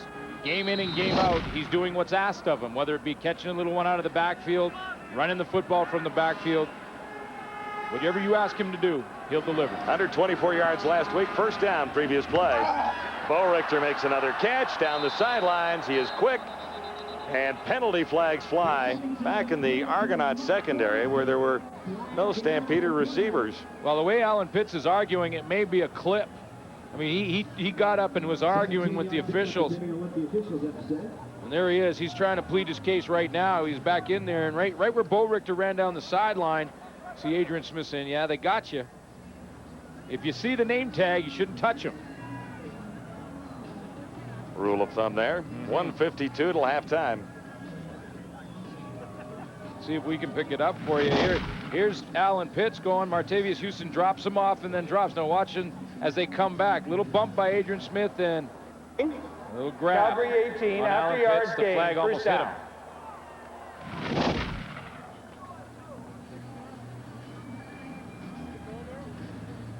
But the penalty happened after first down yardage, so Wally Buono will lose some yardage on the play from Mark Borichter. But he keeps the ball and gets a first down. And so. he does pick up the 10 yards necessary, yeah. So he's got that first. So not a terrible penalty by Alan Pitts. This drive began back at the 15 of the Calgary Stampeders. Dickinson has done a nice job of moving the team and taking some time off the clock. Long throw, Alan Pitts, 2.5 yards too far. Again, Vernon Mitchell had a very poor angle from the safety position, and boy, you can see Alan Pitts shaking his head because he was in behind the coverage. And this is, again, just a throw, just a bit too far for Pitts. See how he was looking? Dave Dickinson was looking to his left. Look at how shallow Vernon Mitchell, number 6, is. Lonely feeling for a safety. You could empathize with number 6, Vernon Mitchell there. Oh, boy, can you ever use? All you see is P-I-T-T-S. Yeah. 18. And the ball sailing over your head, and you're going, oh, please. Oh, please. Just make it a little long. Just because Allen isn't going to drop this one if he gets his hands You're on like, blowing. 2nd and 10. Dickinson eludes the rush. Still on his feet. And what a nice run by Dave Dickinson. He should have another Calgary first down, or at least they'll be close enough to keep this drive rolling. Well, that was Dancing Dave Dickinson. Dancing Dave. As he took off there. A couple little steps that, you know, watch the little dance steps in here. You know, and if you got these guys bearing down on you, Scott and Fred Perry, you want to dance. There's Dunbrook tries in a little dance step there, a little shuffle, shuffle. And away we go. When you got the good pass rush, it doesn't matter how open you are. Look at Travis Moore underneath. Look at Kelvin Anderson going, hey, look at me. There's There's two Bo Richter there going, side by guys, side. Guys, we're open down here, but hey, that's what a great pass rush will give you. Well, in fairness to the Toronto Argonauts and the secondary that has 3 new faces in it, looking at Dave Dickinson and his rushing numbers so far tonight, this is a tough, tough team to defend when they send everybody, and they've got a 6-receiver set in there now. On 3rd down, less than a yard to go, Dickinson keeps the drive rolling with 1:21 to go till halftime. One of the little things in these games that end up being big things in the end is the shot that Calvin Tiggle just put on Dave Dickinson in the back. I mean, that's pretty much automatic first down from where he was, and Calvin Tiggle knows that. But why not jump over the pile and hit the quarterback right in the back? That's just trying to remind him, and that's one more bruise that Dickinson will have to fight through in the second half. That was the 14th play of this drive, which began back at the Stampeder 15-yard line. I love those games inside the game that are going on. You know, one more shot. Yeah. And look what Dickinson's been able to do. Take the time off the clock and keep the ball away from the Argos. Toronto had them in 2nd and long at one point in time and let them off the hook. Well, that was the Dickinson run. I mean, they had the guy covered. They wanted Martavius Houston on Pitts, but Dickinson's picked up a couple of yards in this drive on the run. Another Stampeder first down. 3 receivers to each side of the field. Argos have to get a little heat on here. There's Pitts, wide open. And it bounced out of his hands. Pitts was sliding as he tried to make the catch there. And again, that ball bounced up, and there were a couple of Argos in the neighborhood, but not quite close enough to grab it. Wow, my question was, did the ball bounce off the ground or off Alan Pitts? I thought it was off his thighs. Looks like it was off his hands. Yeah, and off his hands. Off his shoulder pads. That means that the Argo secondary still had a crack at the football. They had a crack at the interception. Now, I think they thought it hit the ground, and that's why they didn't try for it, because it was right there. There was 3 of them. 2nd and 10. Less than a minute to go till halftime. Stampeders have looked impressive again on home turf at McMahon. 4 receivers far side, 2 to the near side. Illegal formation as a flag drops. Pitts can't hang on, and another flag in the backfield. And this will be costly to the Argonauts. Well, Calvin Anderson's in the end zone. The fumble hit the ground. Anderson picks it up and goes in, but there's flags all over. I think the Argos. I thought it was... Yeah. I think the Argos thought that the play was done. Well, I did too. And I did not hear a whistle. I don't know. I mean, they're gonna have to sort this out now. There were flags down early. Yeah, and I'm pretty sure that one of the penalties is going to be a procedure against the Calgary Stampeders, and that means that the play comes back anyway. And there's another flag in the Stampeder backfield. But again, for the Argos, you never assume. As long as you don't hear a whistle, you got to keep playing. And that ball hits the turf. Kelvin Anderson picks it up. There's still no whistle. He's in the end zone. Now it depends on who the penalty is against. I feel better. Wally's confused down there too. Well, we'll let the refs. The refs are meaning to sort it out right now, but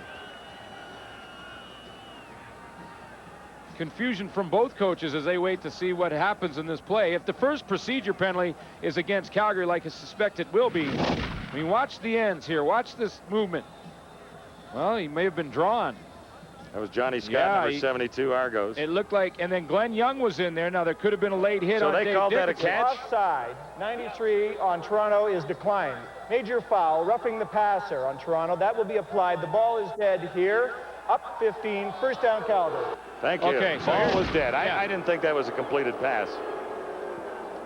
So the ball was dead. It was actually not procedure, but offside by Fred Perry. Here's the roughing the passer from Glenn Young over the middle, 2-3 steps after the fact. So 2 penalties against the Argos. The Calgary Stampeders will take one of them to get the first down.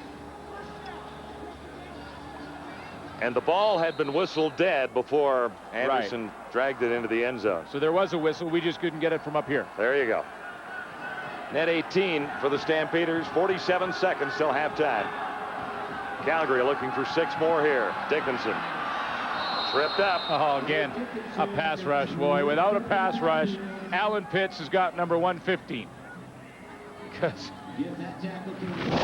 Dickinson wanted him, but he had to step up in the pocket, and then he has problems with those dancing feet on this play. Because, see, he has to step up, see the pressure come. When he steps now, he's tripping over his own guys and goes down. And in the meantime, in the back of the end zone, Alan Pitts is just waving frantically. He lost a couple. 2nd and 12. Stampeders with 31 seconds till halftime. Have one more crack at the end zone here. They got Martavius Houston on Pitts. Dickinson looks to an open man. Touchdown. There he is. Alan Pitts. One more time. One more flag. And this might be holding. So Pitts thinks he's got 115. Holding. Calgary 59. Second down repeated. Good call, Wellesley. Rocco Romano. Pitts thought he had his 115th CFL touchdown, but this one will not count either. So the Stampeders have been into the end zone twice in the last 30 seconds, and neither touchdown is counted. Well, he's right over here to the right of your screen, Rocco Romano. He's working on Fred Perry, who's had a pretty good night, even though he hasn't had a snack. You see when you get your hands outside on the shoulder pad, that's where you'll get called holding. If the hands stay inside, even if you grab in there, it's not holding. 2nd and 23. Stampeders are at the Argonaut 25. Time has almost run out. Here's Kelvin Anderson winding up. Anderson dragged out by Corey Hill, number 17, and that will save the opportunity of a touchdown for the Stampeders, or save it for the Argonauts is what I'm trying to say. You talk about the Argos dodging a bullet. How about dodging a shooting gallery full of bullets? A couple of touchdowns by the Stamps don't count. Now the worst that can happen is they give up 3. They should have given up 7, no question. Alan Pitts was wide open on the holding call. So the Stamps will settle for just the 3-point attempt. And I would say the Argonauts are a little bit lucky. However, the defense did hang tough there a couple of times. Martino hammers it through. And that should be the last play of the first half. Stampeders in a runaway on the Toronto Argonauts. Mark McLaughlin has the final points of the opening half at McMahon Stadium. And there's still a little work to be done for John Heward, head coach of the Toronto Argonauts.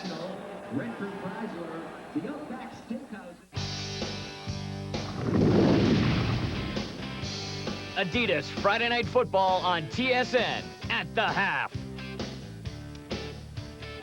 I suppose John Heward has to say to his team, could have been worse. That's about the only positive thing that comes out of that. Duthie along with Tillman, Dunnigan, and Schultz. And I tell you what, Dave Dickinson is spoiled. And no offense to Dave or his mom, she did a fine job raising him. He's spoiled because he has so many targets, all these big receivers all over the field, but I suppose he has something to do with Calgary's success. He's been great, hasn't he? Oh, he certainly has, James. You know, I'd like to watch this kid play every weekend. He's so, I'm telling you, the more I watch him, the more I like him. He's tough, he's tenacious, and he's run for already 147 yards going into tonight's game. He averaged 7.7 yards per carry, so he can get it done with his wheels. We saw his deceptiveness there. He distributes the ball well. Not only do his receivers compliment him, but Dave Dickinson compliments this offense, Chris, and what George Cortez is pulling out of him. And I am so impressed with just the overall picture of this offensive football team. You look at the first quarter, Calgary Stampeders exploded, jumped on the Toronto Argonauts real early. You look at the second quarter, well, then they started to grind it out. That was a 20-play drive to get those points. That is remarkable. A sign of a really good football team is when you don't look at the score, you just concentrate on execution, play after play, 20-play drive. That is great football, James. So what do you do if you're the Argos? Judging by John Heward's halftime interview with us last week, I can't think that his speech will be very long at halftime, but what do you say?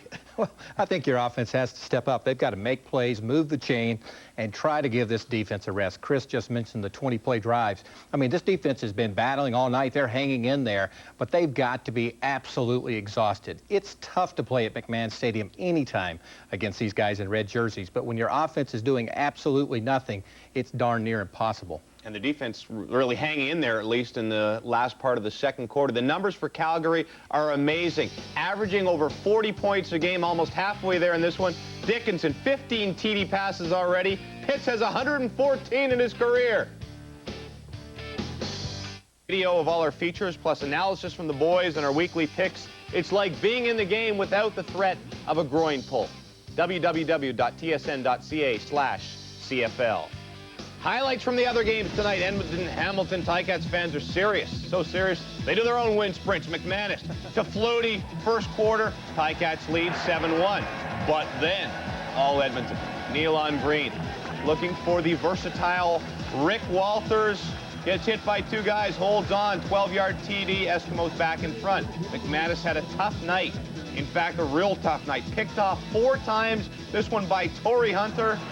And the Eskimos' defense was huge. 16-10. They pull out the victory right in Ivor Wynne. 3rd victory in a row. The Eskimos are hot. Could move into sole possession of 2nd in the West tonight if BC loses. BC Winnipeg. Miles Garrell, Dunnigan's old buddy. Hey, you know he's going to Palomino tonight. Damon Allen nails, fumbles.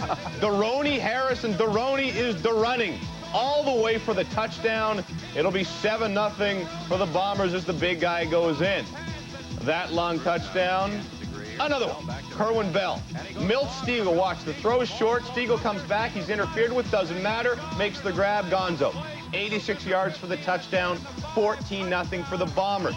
Another big lead for them, but BC cuts into it. Sean Millington, former Bomber. 4-yard TD, 14-7. In fact, BC came back to take the lead, but Khari Jones is in now, and he's hit Robert Gordon. Winnipeg leads at 24-16. They are in the 4th quarter. The Bombers, of course, looking for their first victory of the season. Eric, this is the most exciting winless team in the league. They lose in overtime. They lose 51-49. They lose on the last-second field goal to Montreal. Got to hold on tonight. You know what? They've played terrific football and still haven't gotten a win. If they could win tonight, it would be huge. Not only for the win, but they have the Toronto Argonauts next week. And if they could get back-to-back wins in the East, that would be big for them. For the BC Lions, they've now lost 2 in a row. Lose tonight. Not only is that 3 consecutive losses, but next week they get to host the Calgary Stampeders. Turnaround team in the CFL right now, the Edmonton Eskimos. Remember opening week and Dan Crowley and how bad things look. Neil on green is back. Don Matthews has that defense playing terrific. They look great. Well, 2 things are very obvious about Edmonton at this point. They're winning a football game without their top running back, Troy Mills. I think one of the most balanced running backs in all the CFL. And the other thing, speed at all positions. Their wide receivers are fast. Their slot backs. They have the fastest quarterback in the league in Neil on green. Both of their linebackers are fast, and their return game is exceptionally well. The future looks good for Edmonton because of one reason: speed at all areas of offense and defensive football, Matty. Yeah, and we can talk about the defensive backfield, which Don Matthews alluded to me on the phone today. He said, hey, Danny McManus does get rid of the football very quickly, but when he does, sometimes it's at the expense of not knowing where he's throwing it. And they felt like if they could pressure him and let him get rid of the ball quickly and throw some errant balls, they can come up with some good picks. 4 of them. He talked about Torrey Hunter. He talked about Perry Carter. Ralph Staten, all these young players are quick and they fit along with what you talked about, Chris, that team speed. They've got it going on over there. They're coming into Hamilton, Ivory Stadium and get a win. I think that's telling people that they have turned the corner, James. Big victory for the Eskimos tonight. 3 overtime games so far. We're only in week 5 in the CFL. There's been a lot of terrific games. You want to go out and see one? Grab a pen, pencil, crayon, lipstick, anything you got, and jot down one of these numbers.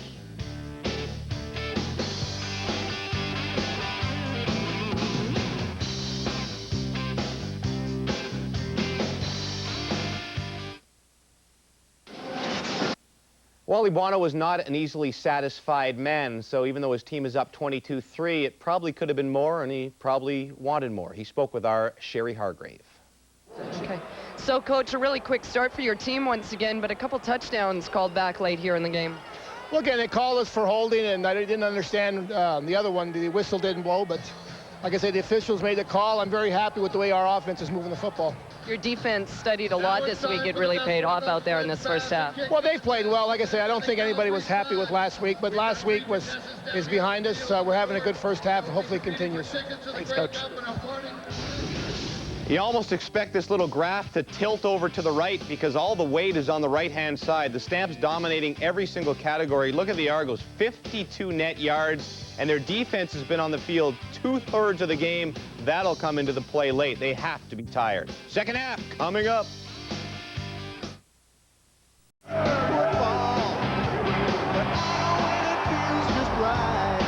We're gonna kick back, relax, watching football on a Friday night. It's Friday, and we're gonna be hard to tame.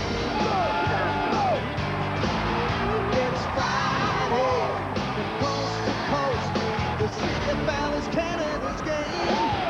Well, we're all pumped up to party, and we're ready for a fight.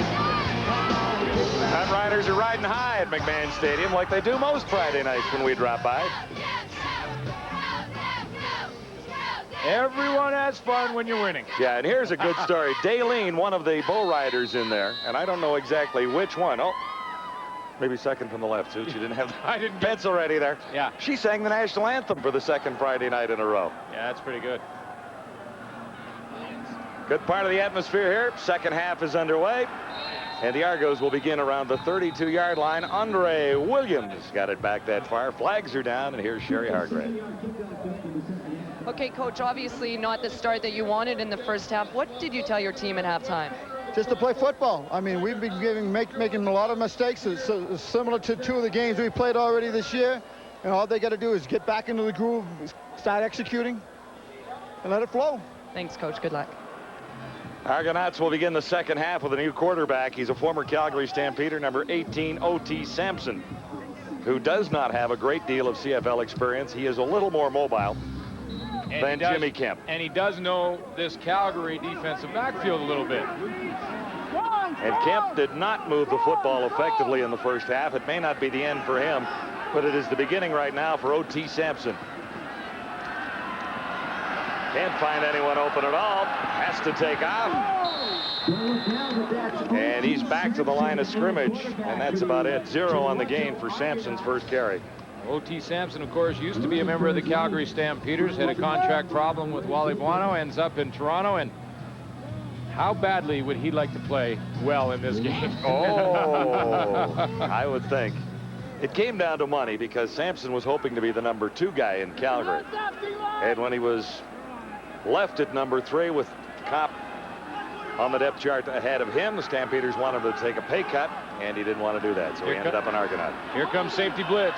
Come on! Sampson missed his first throw as he was looking for Mike Clemens, number 31. So 2 and out for O.T. Sampson. Not surprised that Wally Buono is going to send some heat after O.T. Sampson and just see how he can respond, how he can react to pressure in his face, and can he make the right read? Can he deliver the ball when he's got people bearing down on him? And no question that they're going to get aggressive with O.T. Sampson in the game. Defensive coordinator Mike Roach would know quite a bit about Sampson after working against him with his defense in practice over the last couple of years, so they'll have a pretty good book on him. Noel Prefontaine to Marvin Coleman or Travis Moore He left foots this one a mile. Right back to the 2-yard line. Marvin Coleman. And well covered by Argos on special teams. 11 yards on the return, but that was a whopping 61-yard punt. A reminder, great tennis action tomorrow, semifinals Saturday at the Tennis Masters Canada Series from the campus of York University. Safin versus Ferreira. Levy meeting Novak. It was Safin getting rid of the number 2 seed, Pete Sampras, earlier today. Here's what I'm thinking. Ferreira takes that one, okay, because Safin, he played his big game against Sampras. I like Novak. Novak Ferreira, that's the one. That's the final? I'm calling it right now. There it is. We got that. You tennis whiz, you. Stampeders will begin deep in Calgary territory after solid special teams coverage by the Argos. And not much there for Kelvin Anderson. John, it's been some great tennis, but you won't see contact like that when you're watching the tennis. And Kelvin Anderson gets a couple the hard way. Yeah, tempers flare a little bit out there on the hard court. Yeah, they do. It's been a great tournament. I've been watching a lot of that. And rackets fly. Enjoyed it. Well, yeah, I'm enjoying it. A little more contact than what you're seeing right now, though. Absolutely. Gain is 3, 2nd and 7. For Dave Dickinson and the Stampeders, a very efficient first half for a 22-3 lead on the Argonauts. Full credit to the Toronto defense, though, because it could have been worse. Dickinson can't find a receiver, and he dives across the 22 to about the 24-yard line. Well, the ball rolled just past our line based on that. Yeah, but it's rolling back a little bit. It's got some backspin on it? It's got backspin on it. It's still a first down, though. Well, Dave Dickinson has done this about 4 times in this game already. Nothing downfield, no one to throw to, and just barely manages to scramble his way to first down territory and keep the drive alive. Nothing there. The quarterback has a clock in his mind. It's an imaginary thing. They're just thinking about it, and it's ticking. And after about 3.5 seconds, and they know bang on, they're gone. You don't want it ticking too long back there. If it goes to 3.5, it goes to 4, it becomes a bomb. Tick, tick, tick, tick, tick, tick, tick.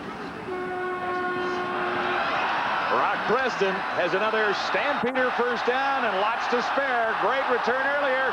He has a wonderful run going. Has a chance. Can he get there? Not quite. Rolled out about the 4-yard line. But Rock Preston had the Jets fired up there. When you look at Calvin Anderson's numbers coming in, you think their numbers are down a little bit. One of the reasons for that is that Rock Preston comes into the game quite often and has this year in the first 4 games quite often. And the reason he does is because he has the ability to rip off runs like he did right there. You got to wrap him up and you got to gang tackle him. Fred Perry made an effort, man. That was a long way for Fred Perry to go. Just couldn't catch up, and Tony Bonner just saves the day for the Argos. Yeah, not much of a save, though. It's at the 2-yard line after an 85-yard run by Rock Preston. 1st and goal to go. Stampeders have the Argonauts on the ropes right here and now. 3 cracks at it from right there.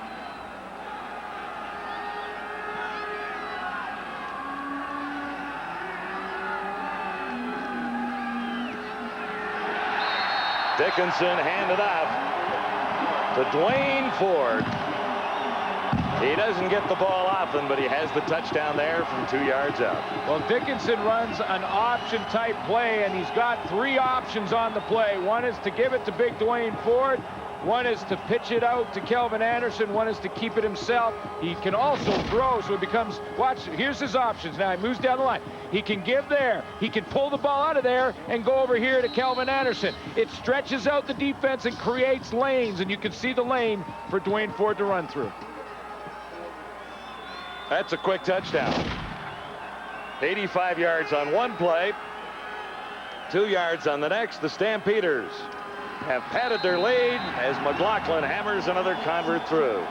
It's Adidas Friday Night Football. Dwayne Ford into the end zone for another Stampeder touchdown at McMahon Stadium tonight. These Calgary Stampeders can sure score in a hurry. 97 yards in 4 plays. 2:28 the time. was all the rock. It was the rock. Running with rock, 85 yards to set it up at the 2-yard line of the Argonauts. The rock was rocking and rolling. Watch him hit this seam. You don't make that tackle, and he's gone. Dunbrook misses him. Fred Perry, 93. Good effort. I mean, that's a big D lineman trying to catch up. No way there. All the way down to the 2-yard line. Stampeder kickoff after that touchdown. It's Pinball Clemens looking to find a little decent field position for the Argos. Not much there. 14 on the return, and the Argos will begin near the 32. O.T. Sampson has moved in behind Argo center Chad Folk. Jimmy Kemp will watch for on the sidelines for a while. And yeah, by no means does that mean he's on the sideline for the rest of the game. John Heward has played the revolving quarterback game a few times this year and gone through 3 different quarterbacks in the game. Greg Hill may see him. Jay Barker can't play. He's dressed and back in Toronto. Ryan Terry on 1st and 10. And there's only 2 yards there for Terry. Jay Barker was hurt in the Montreal game, so he cannot be ready to go. But there's Jimmy Kemp. He'll signal in the calls now. That's called... I think he's drawing a beard on his chin there, so he's saying go back to the old play. There's Greg Hill with the clipboard in his hand, the running quarterback. So they're just checking the plays, scouting the plays, and trying to help O.T. Sampson out. He's out in the field right now. 2nd and 8 for the Argos. Sampson can't find anyone open. And dropped after about a 3-yard gain, making 4 yards, but well short of the first down. Well, the reason that we see Jimmy Kemp, O.T. Sampson, and Greg Hill is because Jay Barker was injured when Mark Fillion from the Montreal Alouettes rolled on his knee. That was the injury that happened in Montreal. Jay Barker will be out for a while because of it. So it's up to Kemp, O.T. Sampson, and Greg Hill. Yeah, well, Kemp is the veteran. The other guys have very limited CFL experience. O.T. Sampson played very sparingly for the Calgary Stampeders last year. Prefontaine goes down. They may get a penalty here. Flags are down as well. Marvin Coleman takes the easy way out, seeing that penalty flag down. And here's tough news for the Argonauts. And Prefontaine is badly shaken up. Yeah, and that's his kicking leg he's limping on. Contacting the kicker. Calgary, it's 1st down. Dan Disley, number 8, was the guy that came in, and if you're going to go for the ball, you got to get a piece of it, or you can't hit the kicker. You see number 8, he's right in the middle of your screen. Here he comes. You got to get a piece of this football. Ball got underneath his hand, and he jammed right into Noel Prefontaine, grabbed that knee immediately, and real bad news for a guy who's been, you know, a real plus for the Argos. Yeah, they're also going to lose their leading active special teams tackler. Prefontaine can't get back into the game. He leads the Argos with 3 special teams tackles so far this season. Mitchell turns the corner, and he's into the Stampeder bench. 9 yards for Darryl Mitchell. First reception of the night. We talked about what the Argonauts had to do to stay competitive, and they had to get it to him before this and more frequently. Well, they just have to keep looking for him, because you know what happens when he gets the football in his hands like he has right there? He gets a 1st down. And you know, that's what he can do with it. That's why no matter what the coverage you're seeing as a quarterback, no matter which quarterback's in the game, find 87. Now, Calgary knows that too, and they're going to give him a lot of attention. But he'll still find a way to get open. Mitchell comes up about a yard shy. This will be enough for the 1st down. Ryan Terry out to the 40-yard line. So the Argonauts have a little something rolling here now. Well, they got a break on the roughing the kicker penalty. Now it's just a matter of whether or not Noel Prefontaine is badly hurt, because a good break on the field and yardage could turn out to a bad break injury-wise for the Argos. Here's the kick. Here's the penalty. Right in the side of the knee. And Disley goes down, and so does Noel Prefontaine. 1st and 10 at the Stampeder 42. Sampson at the controls, Kerwin goes high and brings it down for the Argonauts and spins to within a yard of the first down. Well, there, O.T. Sampson, this time he recognized the blitz. You saw Jimmy Kemp on the sideline go over and pull him aside on the previous series before we got the roughing the punter call. Here's Sampson now. He recognizes he's going to get hit. All he has to do is go to his one-on-one inside target. That was Andre Kerwin. You see, here, look at them all coming. Look at them all. Here comes the free one is Greg Frere's the safety. But they're all back there. Throw it before they can get you. He picked up 8. This will be 2nd and 2. Jenkins. Michael Jenkins gets the hand. And we'll see where they spot this for Michael Jenkins, who had that great game in week 1 and has struggled to find form since. How close? You know, and at 29-3, it's not a bad idea to stick with your running game, and you got to keep that secondary and the linebacking core for the Calgary Stampeders off balance a little bit. Even though you're behind by as much as you are, the Argos still have to keep thinking that they have to stick with their game plan. Jenkins got the first down outside the Stampeder 32, and Sampson bobbled the exchange from center. Looks like he might have gotten it back. Sampson has the football, so wasted down, 2nd and 10. Looks like O.T. Sampson picks up. Yeah, and not surprising, you know, how many snaps could O.T. Sampson have taken over the last little while since joining the Argos? He's got a new center, it's a new cadence, trying to get some cohesion in the offense as quickly as they possibly can. Not surprising when a new quarterback comes in, often there's illegal procedure calls and the odd fumble. And that wasn't odd, but it was a fumble. It happened. And now the play is whistled dead. And this can happen, too, when you change quarterbacks. You change the cadence. That's exactly what we just said, yeah, changing the cadence. They just sounds different. Toronto 87, 2nd down repeated. You know, O.T. Sampson calls the ball different than Jimmy Kemp does. You know, Kemp's cadence and the way he uses his voice and the way he calls the cadence is completely different to O.T. Sampson. The offensive line only go by what they hear. 13th penalty for the Argonauts. 2nd and 15 now for Sampson.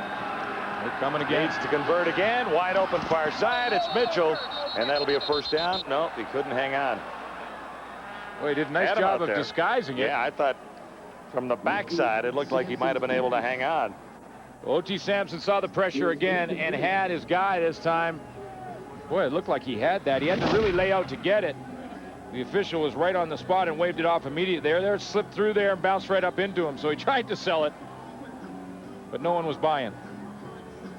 At least no one in a striped shirt. 3rd down and 15 to go. The Argos think that they really have to come up with points here, more than a field goal. So they'll go gunning for it. Do you like the call? I don't. I mean, I think you get points when you're, and there's lots of football to be played yet. 3rd and 15. Markers are down everywhere. Sampson has this one picked up. Another flag is down. A roughing call on Sampson.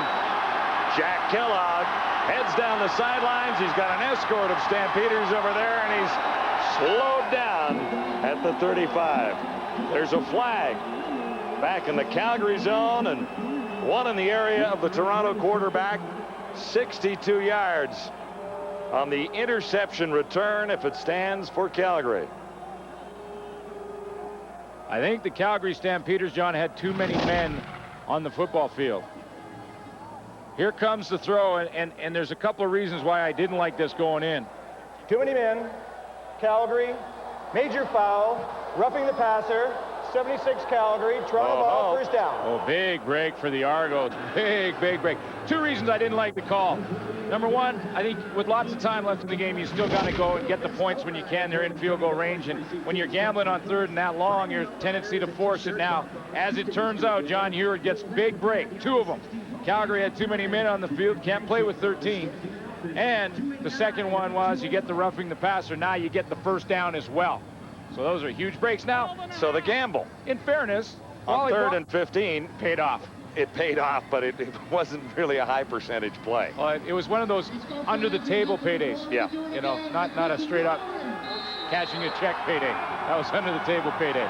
But hey, John Ewart at this point will take what he can get, I'm sure. So no tax on that one is what you're saying. There's no tax on that. No payday. tax. Stampeders have a 29-3 lead. The Argonauts have an opportunity to get to the end zone for the first time. 1st and 10 at the Calgary 13. Halfway there. Ryan Terry, number 33. He's been used a little bit more tonight as a running back in this Argonaut offense. Last week was his first game of 2000, and so he was a little out of game shape, I would suggest. Yeah, he had 6 carries last week, had 33 yards, pretty decent average, got in the end zone, and you're right, it takes a while to get that game shape back. You ride the bike all you want. When you get out there and there's 20 seconds between plays, it hits you in a hurry. 2nd and 4. Argos would love to hit the end zone here. There's the toss. Pinball's got it. Down to the 2. I think he got might enough. be able to get the first down, and that'll give the Argos 3 cracks at it from near the 2-yard line. Well, they're going to be very, very close. You can see by our line that it was very close to first down territory. The dump off pass, a stunt up front as Joe Fleming comes around the corner, and that's pretty decent tackling by Eddie Davis and Jack Kellogg, because that's a tough guy to tackle. That's Pinball right in there. Now watch this. He's a tough guy to tackle anywhere. Tough guy to tackle in a phone booth. Look at this. They wrap him up inside out, outside in. And then they threw him back. But now they're going to, well, they did get the first down. They threw him back, and they gave him forward progress. Right? That's right. So here we are. Argos 3 cracks at it from the 2. Score here. And life's a little bit better for John Heward and company.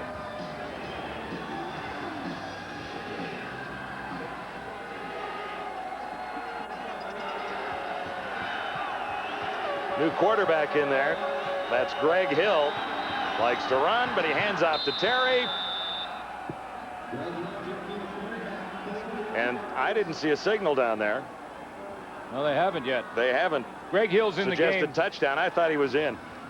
Yeah, and they're celebrating like he was. They just, I guess when you're in McMahon Stadium, your signal is not quite as vocal. It was the silent signal. Well, let's take a look. We got the good angle here. Greg Hill's in the game because he can run this option better than anybody. Yeah, clearly in the end zone. I thought he was, Glenn, but I really didn't see any official down there. Well, we're way 6 points. We're way up here. And you're in Calgary. Sherwood Schwartz, the Argonauts owner, knows it's a touchdown. He's standing behind us here and will join us in a couple of moments for a little chat. Anyway, the Argos have the touchdown, and that was a rather interesting drive, aided by a couple of penalties, but the Argos have their first major of the night. Ryan Terry up and over and through. Oh, there's the signal right on the line. We're looking at McMahon Stadium with a reminder that the next home game for the Argonauts is Thursday, August 10th against the Winnipeg Blue Bombers. Ticket information available there, and here's the guy who'll sell you the tickets, the Argos owner, Sherwood Schwartz. How are you enjoying being a football owner? Did J.I. tell you everything that was going to happen when he got you into this? Well, I have to tell you, my feeling was I really should be stamping my feet and crying, but I'm a little too old for that. I did that when I was 3. Having any fun? Not tonight. No? Well, there's still lots of time left. Now, what about the ticket situation and the fan situation in Toronto? I love the Looney idea, by the way. Oh, I think that should really be bringing people in. I really don't understand why we haven't had a significant crowd up to now. Because, as you know, at the end of the 3rd quarter, a lucky ticket brings in a Looney for everybody at the game. Yeah, I think it's a great promotion. Here's more trouble for you, Sherwood, as Marvin Coleman takes the return on the kickoff after the Argonauts touchdown out near the 50-yard line. Talk to you a little bit about fun. How nerve-wracking has it been watching your football team perform so far this season? Well, these games, when we play teams like Calgary, who obviously is a superior team in terms of the Canadian Football League. I mean, they were in the Grey Cup last year. The year before that, they won the Grey Cup. You got to expect to have a tough game. And you're getting that here tonight. Are we ever? Stampeders have a first down at the 50. Nice play action fake by Dickinson. Oh, boy. Big hit. The owner's got to love the hit from his free safety. Yeah, that was Mitchell. Dwayne Ford making the catch. He held on. And Vernon Mitchell made him pay the price. He just goes down the seam, and Dwayne Ford is not used to running the open field. And that's a big hit on a big man. Vernon Mitchell just lock and load and deliver. Less than 3 minutes to play in the third quarter. The Argos trailing the Calgary Stampeders 29-10. Well, this is obviously, Sherwood, a situation where, I mean, this is a new coaching staff with some new players trying to put together this organization in a hurry, and it's going to take a little longer than 3 or 4 games. Yeah, absolutely. I'm glad you feel that way, because that's the way I feel too. Kelvin Anderson for a couple more for the Calgary Stampeders. John Hewart has been under some fire from the media and the fans, I would think, too. Sherwood, have you had anything to say to your coach personally to be a little more fan-friendly and to maybe help you get a few more fans in the seats to give a few more loonies away to? Well, I think John is trying to devote himself completely to getting the team into a position where we will win a couple of games rather than get the fans in the seats. Well, I know, except that, you know, there has been some adverse reaction to his style. Well, what I like is your understatement. Oh, some. Okay, well, then let's put it this way. Has the media attention on your head coach and actually your general manager, J.I. Albrecht, has that upset you? Well, you know, to the fact that you've had a few words with the management of your football team? No. I think what's happening is we're trying to put it all together. But one thing I read in the paper today was the fact that we had 100,000 more people watching the game against Hamilton last week. So oh no, I you know, I mean, for you guys, it's a, you know.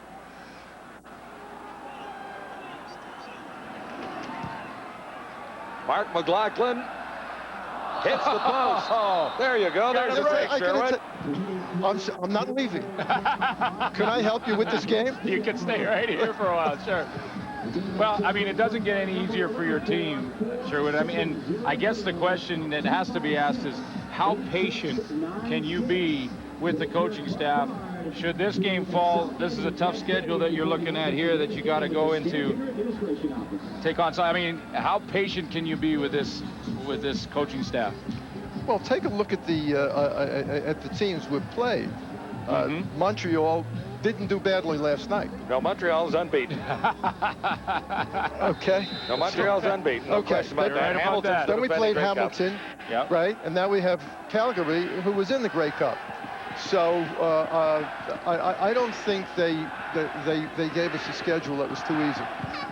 Well, I don't think there's too many easy games in this league at this particular point. Flags are down.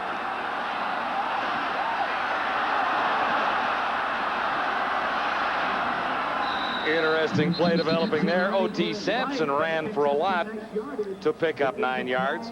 Lots of talk about your quarterbacking situation and the head coach not announcing who would be the quarterback. Would you like him to be a little bit more open about his starting quarterback week to week? Illegal procedure. Well, I think he may have a problem himself deciding who the quarterback is going to be. I think that's an interesting point because he has told us he hasn't been able to make up his mind a couple of times. But is there a breaking point for this organization to try and get things turned around when you look at the schedule? I know you've said you wouldn't be adverse to making changes if it were absolutely necessary. Well, there always is a breaking point. But I don't think we're anywhere close to that because, as you pointed out, we've had 3 of the toughest teams, Montreal back-to-back. So, and we're just putting this together. Well, and again, a big game against Winnipeg coming up next week. Here's your last chance to put in a plug for putting a few more people in the stands. Tickets are available, I'm sure. Well, we have a few left. And just remember that every ticket that's purchased has an opportunity to win the Looney. Yeah, I think that's a great promotion. And we saw in the one game in Montreal, someone won over $20,000 over the 20,000 fans. Should be a good crowd for that Winnipeg game, because that's a big game, and it will be a big game for both clubs no matter what happens this week. Well, I'm looking forward to seeing some of the people who are watching this game come to the stadium and get an opportunity to win some money. Now, Sherwood, we're going to be there as well. If I bought a ticket, does that mean I can have a chance to win, or am I out? Uh-oh, Sherwood, here you go. That was not one of our better plays. No, here's Jack Kellogg with the interception. He had one earlier called back. And the Argonauts turn it over again. Sherwood, you're a brave guy hanging in here with this football team in the early stages. I know you're going to try and make it a success, and I'm pretty sure you will, because you've got the right attitude. Thanks very much. I really appreciate being on with you guys. All right. Thanks. Nice to meet you. I will continue monitoring this team, though, so keep those guys in line. Okay. Thanks to Sherwood Schwartz, the owner of the Toronto Argonauts. A little rollout, trying to move the pocket from O.T. Sampson, and throws it right to Jack Kellogg. And when you don't get a lot of reps with the starting group, mistakes like that can easily happen. Not sure where the receiver's going to go, not sure where the quarterback or when he's going to throw it. Here's Rock Preston. Nice fake and a pitch from Dickinson, and then Matavius Houston came over and cut Preston down. It looked like a more substantial yardage might be available there. But Houston made a good defensive play. What's up, everybody? Trying to do his thing after bad performance last week. Greg Hill is still holding the clipboard, but who knows? There's lots of time left, and got a whole quarter. We may see him in more than just short yardage before this is over. Stampeders have rushed for 171 yards. The Argos for 48. Dickinson on 2nd and 4. End zone toss. There's the touchdown. Boy, that looked simple. Alan Pitts has another one. 14 yards this time. Stampeders have offensive weapons everywhere in the backfield. And not many better than Alan Pitts, who's got a couple tonight. Well, again, you know, we talked about it right out at the start that this is an inexperienced secondary. I mean, you have Adrian Smith. He's your experience on one corner, and you have Antonius Bonner, but that's only one side of the field. So you can work a whole side of the field if you're Dave Dickinson and just try and exploit inexperience. And they have done that tonight, and can't get much more experience than Mr. Pitts. 4 for 47 and 2 touchdowns for Alan Pitts so far tonight. Mark McLaughlin hit the upright with his last kicking attempt and hammers that convert through. Check out the scoreboard. Stampeders have a 36-10 lead on the Toronto Argonauts. And here's Alan Pitts into the end zone once more.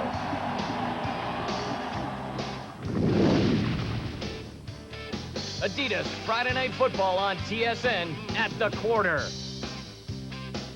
Other stuff from tonight. Edmonton beats Hamilton 16-10, held the Ticats to a measly field goal over the last 3.5 quarters and picked off Danny Mac 4 times. Bombers win 31-16. No overtime losses, no last-second field goals when there was really no time. The Bombers pull it out. Kahari Jones for Robert Gordon. 2 touchdowns in the second half. That was the difference. And as for the Lions, 2 TDs in the last 14 quarters. They are suddenly Putty Cats. Second last in the CFL in scoring, and 3 straight losses, only 31 points over that time. What do they do, Matt, in BC? They can't bring you back. We've already established that. No. It's not about me. It's about Damon Allen. It's about the offensive line, the running backs, and Joe Powell putting them all together. Their receiving core has been decimated week in, week out, always changing a revolving door there. They got a quality offensive line, quality quarterback, and quality running backs. Listen to what I'm fixing to say. I think they need a true fullback, like a Warren Hudson, a Neil Lumsden, a Blake Marshall, somebody like a Heppel out of Montreal, somebody like a Dwayne Ford from Calgary. Get somebody to run for those guys, establish a line of scrimmage, and I think they've been trying to do that. I know that in talking to Joe Powell. They've been trying to establish a line of scrimmage, but Chris, I believe that this is a key for them. Get out of the spread, get you a fullback, and let Drummond and Millington follow them up the hole. I totally agree, because when you talk about fullbacks, you're talking about a guy who will smash right into the linebackers and create plays. Bottom line, Winnipeg Blue Bombers, congratulations on your first win. This one was based on your competitive games before. Great effort level by this team. I think they can build on it, James. They've showed they can play with pretty much everybody in the league so far. As for British Columbia, big-time problems, and they are down in 3rd place now in the West. Another full house at McMahon Stadium. And these Stampeder fans love their football team for obvious reasons, but this is a great football town these days. And Calgary leading the league in attendance, and here are some smiling, happy faces as the Stampeders roll along, unbeaten through 2000 so far.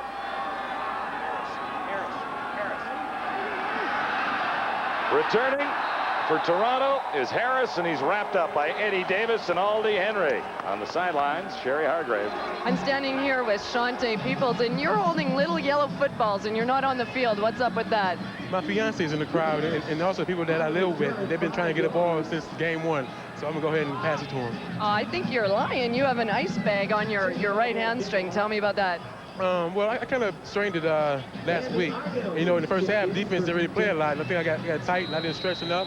And it's just a play when I was going hard, and I probably wasn't loose enough, and I just strained it again. Thank you. Good luck. Johnny Peoples had a solid first half. He's really been a welcome addition to the Calgary Stampeders. Long pass, far side. Jenkins makes the catch on the toss from O.T. Sampson. And Al, John, it's a little easier to go out and hand footballs to the fans and to your fiancé and whoever else when you're up 36-10. And when your team is putting up numbers like the Calgary Stampeders are, you can take a break if you got a bit of a hamstring. Yeah, the Stampeders down that right column get a check mark in every little box there. 25-19. 20 first downs in 3 quarters is pretty impressive. Yeah. Alan Pitts has the 2 touchdown catches. And Dave Dickinson has really maneuvered his football team all over the field. You know, it's interesting talking to Sherwood Schwartz, and we talk about what a great job the Calgary Stampeders have done and what they've done here in the stadium. It's packed. It's over 34,000. This is an organization that's building brand new from scratch, basically, with a new owner, new coaching staff, trying to put people back in the seats. The bottom line is these things take time. And you go back to the 80s, this Calgary Stampeder franchise was in big trouble. We mentioned that. And now look at them. It can turn around. On second down, Argonauts just needed a half a yard. They get another first down. Wally Buono has been here for all of the good times in Calgary through the 90s. Well, but when you look around this ballpark, and it's full tonight, there are tailgate parties happening out behind the stands here at McMahon. And Sig Gucci, the Stampeders owner, did take Sherwood Schwartz on a little tour before the game to show him at least a few of the things that were going right in Calgary and maybe explain why. Yeah, and he looks at that and he says potential, you know. Well off target.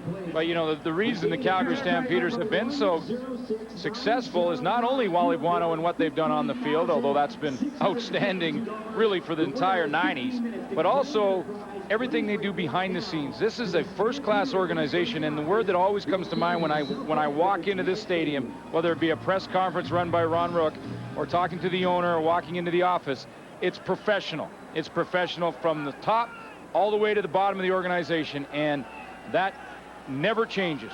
And over time, it pays off, and it's paying off right now for the Stampeders. Long toss. Mitchell makes the catch out at the 45 in front of double coverage. So they finally get to Darryl Mitchell a little bit late in this football game. 36-10, Stampeders on top of the Toronto Argonauts. It's a reason to give John Hewart at least a little bit of a smile that you saw there. Got him behind there, and Greg Frères had to cover a lot of ground to try and get over there and help, and couldn't get there in time. So they're still working on things. Still working on their offense, and it's a long way to come back. 37 yards for Mitchell on the previous play. Sampson As Jenkins open, Jenkins beats one tackle. Nice run for a first down. He's wrapped up by Jack Kellogg after that. 13 yards for Michael Jenkins. I mean, here's the thing that the Argos do have, and the Argos do have really struggled this year, no question, but they have good running backs. And Michael Jenkins, Ryan Terry, two great running backs that are going to be even better the more they play. They have some talent on defense. Calvin Tiggle, Adrian Smith, Antonius Bonner, Fred Perry, Johnny Scott. There's some talent there. Now they just have to put it together, try and mold it together. Ryan Terry, another nice run by Terry, who was the Argos' leading rusher last year, and he has 9 more yards. That's the upside. The downside is John Heward's got to get it done in a hurry. Yeah, and I think the other problem that Heward has is he really believed the double tight end offense would work efficiently. And so he spent training camp and the preseason believing this offense was the answer. Yeah. He found out 3 weeks into the season, or maybe 2 weeks into the season, that it wasn't. So he's had to retool everything. He geared everything for the double tight end set. John, you're absolutely right. And then when you think about that, take it another step.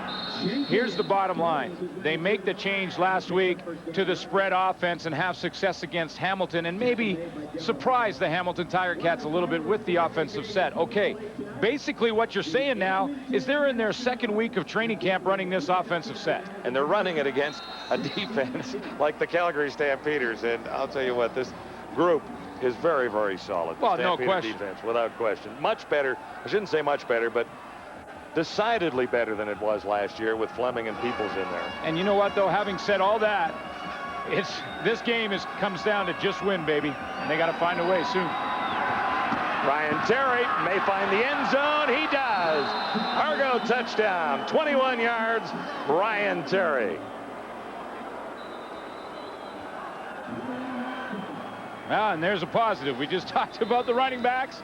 They've got some good ones, and good running backs make you miss in the open field. Good blocks at the point of attack. He gets them into the secondary, and watch this. Nice little move right. Cut back there. A little cut back on safety, Greg Frères, and he's in. Here is the bad news from this play. Terry is into the end zone, but the Argos have a serious injury, I do believe, to their best offensive lineman, the center, Chad Folk. That's Folk down on the turf just inside the 15-yard line. And that has been a real area of concern since training camp, the offensive line. Chad Folk was pulling. He snapped the ball and then pulled, and then I think he just got buckled under possibly one of his own players. Made a good block. He's the guy who sprung Ryan Terry for the touchdown.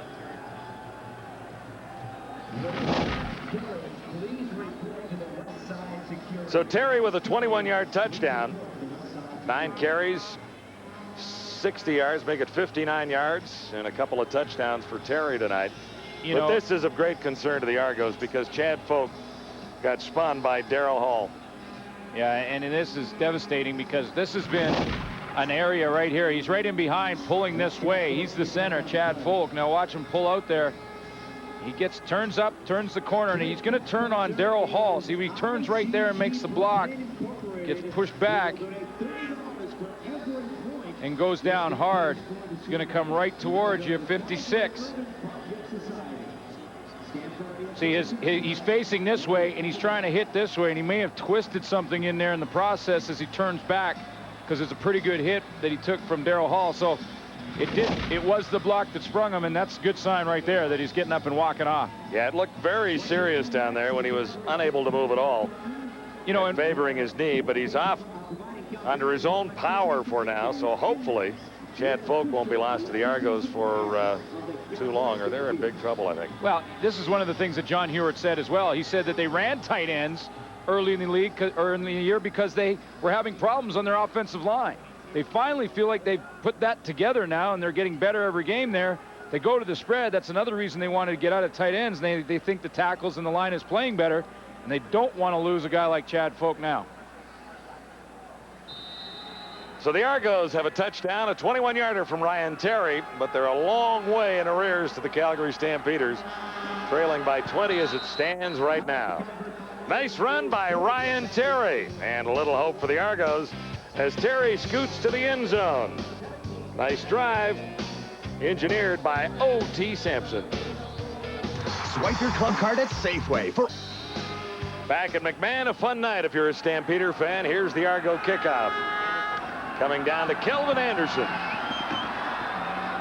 Slowed by the first Argo tackler down. That was LaPointe. Anderson gets out to the 38-yard line. Argo scored on their last sequence, covering 95 yards in 8 plays. Well, you know, we said at the beginning, get Daryl Mitchell involved in the football game. You got to get him involved. That was the key for the Argos for us. Rediscover Daryl. And when you discover Daryl, Daryl can do some damage. And this is the key play, and this is why the Argonauts are on the board for major. You know, sometimes if they'd only listen to you, if they would only listen, I got to send a memo to somebody. New quarterback for the Stampeders. Kopp at the controls and Rock Preston to run the ball. Troy Kopp was in Winnipeg last year and actually took the number 2 job away from O.T. Sampson here in Calgary. Right. Sampson thought he might be in line for it the way things shook out here, but Sampson was placed at number 3 when training camp was over, and he didn't want to take a pay cut, so he headed for Toronto for a shot at playing a little bit more. So he's into the game tonight and has engineered an Argo touchdown. But Troy Kopp in relief of Dave Dickinson, who deserves a bit of a break because he played a little overtime last week. Yeah. Kopp has Danielson.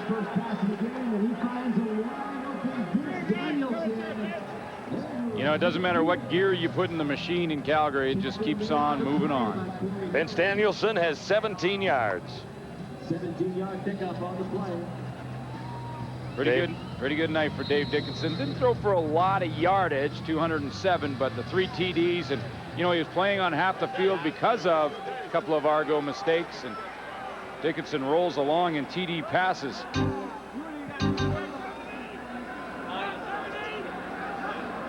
9 touchdown passes in his last 2 games as Dickinson takes a break. It's not Kopp bad. looks for a touchdown on a long throw to Aubrey Cummings. So even when they start going to so-called secondary receivers, there are some pretty good stars amongst this Calgary Stampeder receiving corps. You know, that's pretty good numbers. 9 touchdown passes last 2 games. I mean, and here's from a guy who keeps saying that he's not playing well. I mean, 9 touchdown passes. You heard the panel talk about the fact that he's on pace for over 60 or something like that. I mean, ready to break all the records in Calgary, Doug Flutie's records, and as a quarterback and throwing touchdown passes. So, I mean, I think he's playing pretty well. Yeah, he certainly is. But you're your own worst critic. Well, he was the player of the week, offensive player of the week, Dickinson, last week. Danielson again.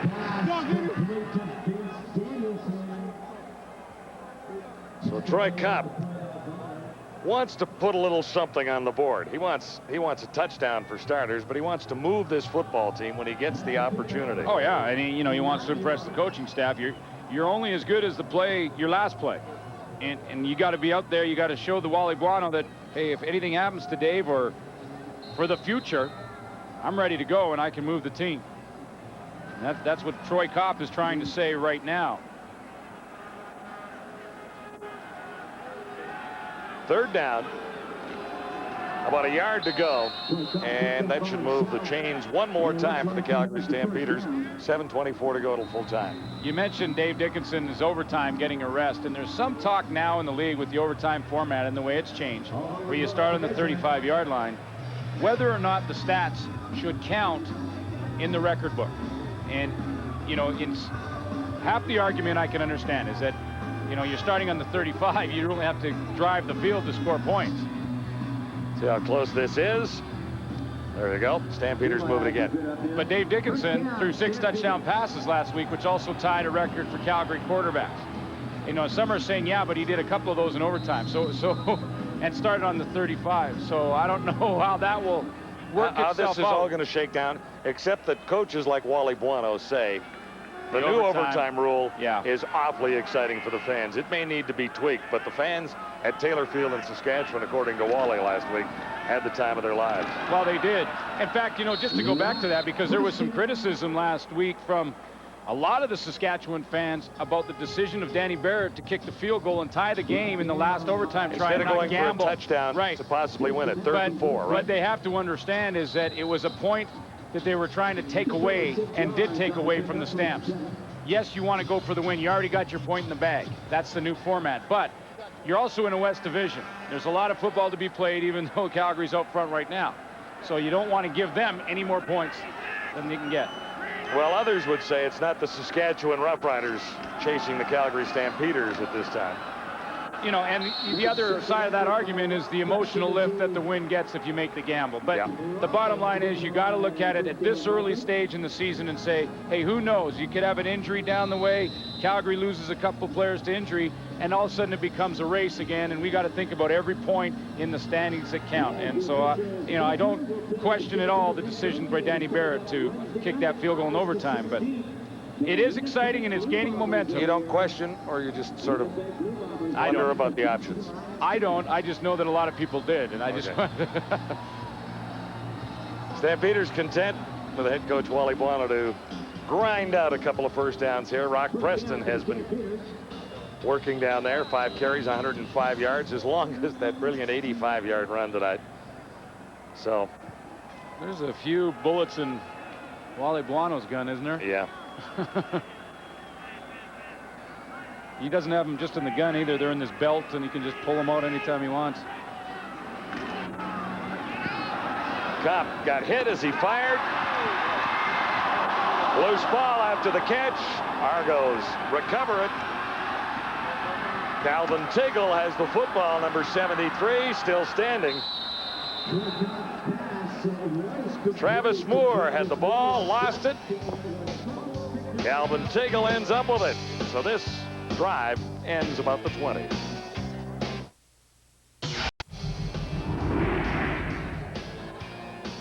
The virtual first down line is brought to you by Molson Canadian. I am Canadian. McMahon Stadium in Calgary almost filled one more time. You know, Glenn, if the Village people had a dime for every time this song was played in a football stadium in this country, well, they'd be living in the Bahamas. Well, they'd never have to work again. But then again, when that song was done, did they ever work again? I don't know. I'm not so sure that they ever had too many after that. Stephen Potasic was the intended target of O.T. Sampson. Argos dodge a bullet here. Martavius Houston created the fumble that was picked up by Calvin Tiggle. And so the Stampeders don't get to the end zone on what looked like it might be an easy trip. Well, Troy Kopp paid the price and went down. Travis Moore is playing on a bad ankle. He was holding the ball outside of his body, and it gets stripped. That's why the Argos have it. Tasic couldn't hang on, of course. This is 2nd and 10. The pinball, Mike Clemens has it and stopped well short of a first down. I count 3 flags down there. Yeah, and O.T. Sampson there, he's got to go pick up the helmet.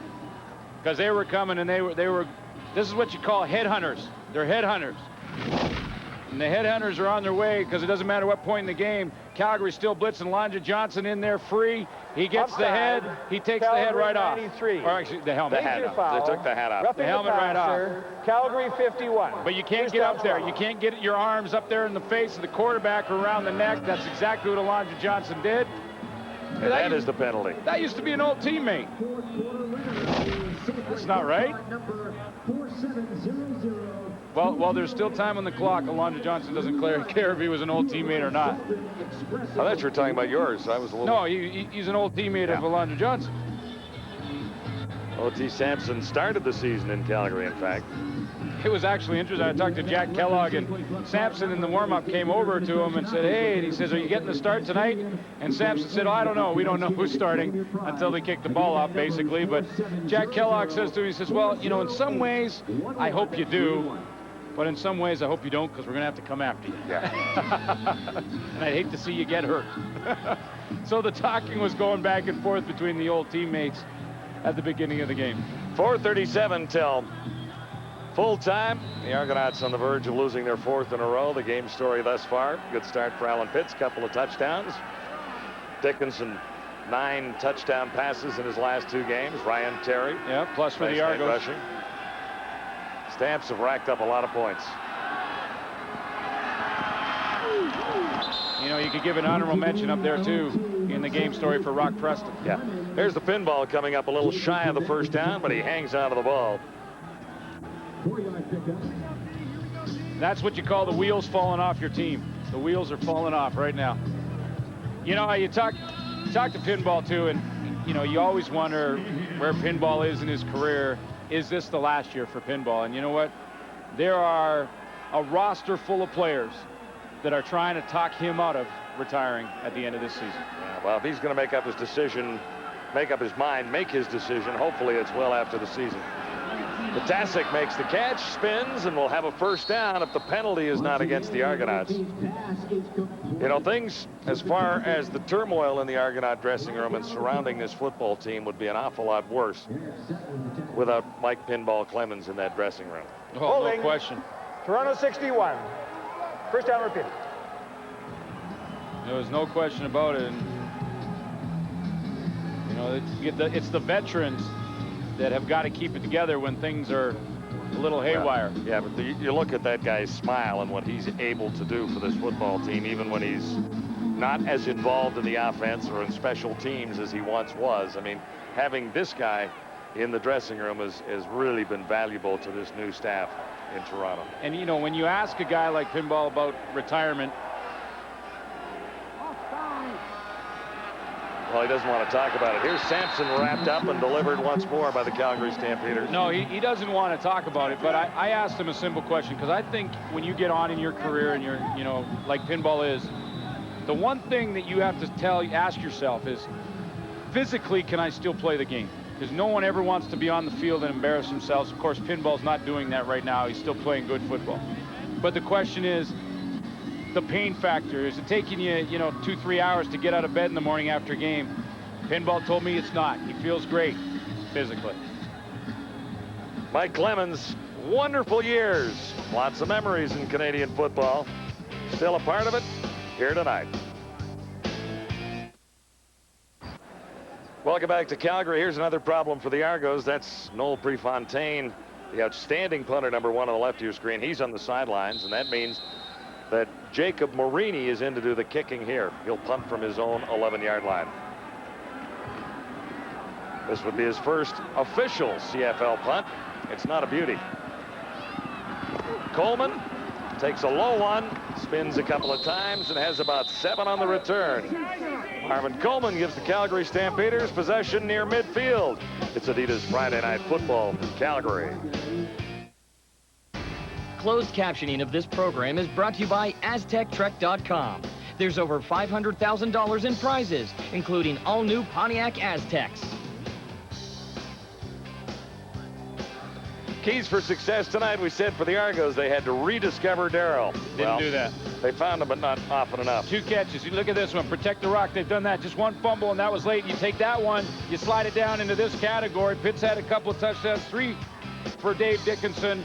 The experience factor against that young Argos secondary. Yeah, and add to that, we're talking about the Rock. Rock Preston has had a pretty nice night for the Stampeders, too. So Calgary called for a holding on the previous return. We'll start back near the 33.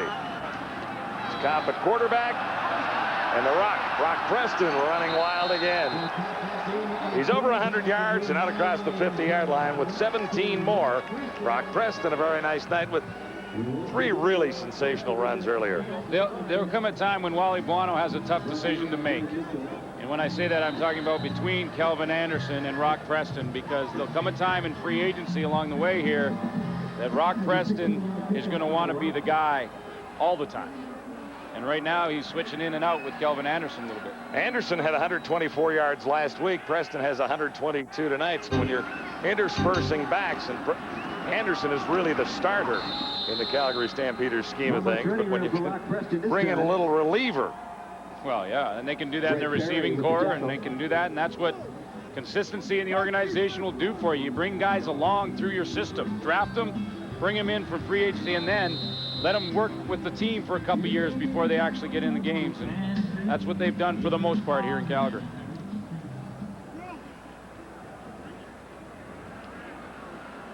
Kelvin. We'll just take a break till next week. Only 1 yard on the previous play. This is 2nd and 9, Calgary. 1:59 to go. Kopp. There's this one out. Alan Pitts can't run under it. Kopp looking for Alan Pitts, but good coverage on the play from Smith. Couple of touchdowns for Alan Pitts, number 114 and 115 in a wonderful career. Rewind it this way. A lot of people here in Calgary were saying that, what's wrong with Alan Pitts? He's just not having the numbers in the year that he's used to having, and it's not got off to the good start. Well, after watching this game, they may say, yeah, it's the old Alan Pitts we know. The guy that's in the end zone doing the dance. Andre Williams is deep for the Argonauts, standing near his 15-yard line. Toronto down by a bunch and just hoping for an opportunity in the final couple of minutes to put a little something more on the scoreboard. Martino's kick, not deep. Williams to return, and he's tracked down. Stopped in his tracks, in fact. It's Adidas Friday Night Football, another Stampede celebration. The incredible career of Alan Pitts for the Calgary Stampeders continues. 2 TDs tonight. I love those gloves. The red and white. Ryan Terry. A pretty good hit in there. Terry over to make the tackle. And the news is good at the Fleming residence because nothing has happened tonight. Stacy is still in the stands. Stacy is fine. And hopefully Joe has this timed out perfectly so birth can happen sometime tomorrow at the Foothills Hospital here in Calgary. There was no emergency in Section D. Yeah, no. So obviously Stacy is as comfortable as she can be sitting in the stands at a football game, and at this stage. Due tomorrow. Due tomorrow. That's the day.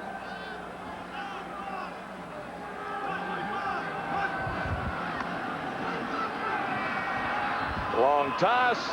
Mitchell goes up, can't bring it down. Darryl Mitchell drew double coverage, and at this stage of the game, it's understandable. So anyway, we talked to Joe Fleming before the game, and he said after he finished in Winnipeg last year, he drove 37 straight hours from Winnipeg to Boston. Well, he hadn't seen his wife, Stacy, in 8 months. So he drove straight through. He said he missed her so much, he drove straight through for 37 straight hours to get home. Yeah. So while they've been sitting around in the last little while, expecting their first child, they did the count back. And yes, folks, he did arrive home on November 11th. So that'll just tie right into tomorrow if everything's on time. Exactly 9 months later. Okay. Well, congratulations to both of them, and yeah, hope all goes well. Hope all goes well. Stacy and Joe. So far, the timing has been good. Yeah. 1:11 to go. Hey, we've got a doubleheader next week on Thursday nights. Key game for the Blue Bombers, who got a win tonight. They go into Toronto at Skydome, and then later Calgary at BC. So the Blue Bombers finally get into the win column after 3 straight losses. 3 losses by a total of 7 points. Now, in International Falls, Minnesota tonight, Bob and Mary Bowrichter have traveled a little bit north to catch the game on TSN this evening. Well, they're watching their son Mark in his 5th CFL game. Well, what they're doing is they're walking around the little bar they're sitting in out there, and they're going, yeah, that's my boy. That's my boy. So, hello, Bob and Mary. Hope you're enjoying the game. And Mark had another nice night tonight. 3 catches for 60 yards. He is the product of Hastings College in Hastings, Nebraska. Argos with their backup kicker in the lineup, and it's not very deep for Marini this time. Final note on Bowrichter. Bob Bowrichter, Mark's dad, is the athletic director at Hastings College in Hastings, Nebraska. And the reason he's in Calgary is that he was in the Hastings, Nebraska organization. They had a coach there, a linebacker coach, who was friends with Chuck McMahon here in Calgary, and gets Mark Bowrichter a tryout, and boy, are they glad that they did, because right now, if you're looking for a front runner for a rookie, you may be looking at him. Yeah, and Mark told me that there's 1,100 students at Hastings College. 150 of those are on the football team. So it's an interesting football program they've got. Stampeders running out the clock on the Toronto Argonauts with a first down here Nice play action fake by Kopp.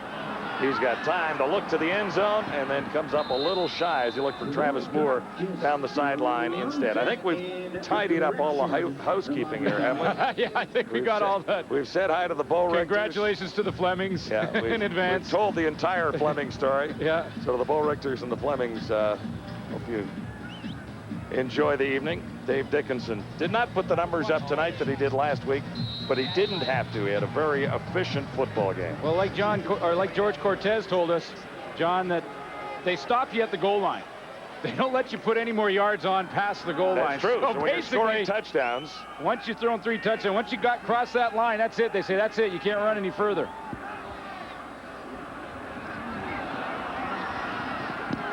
And that was almost picked off. Kopp should have held on to that.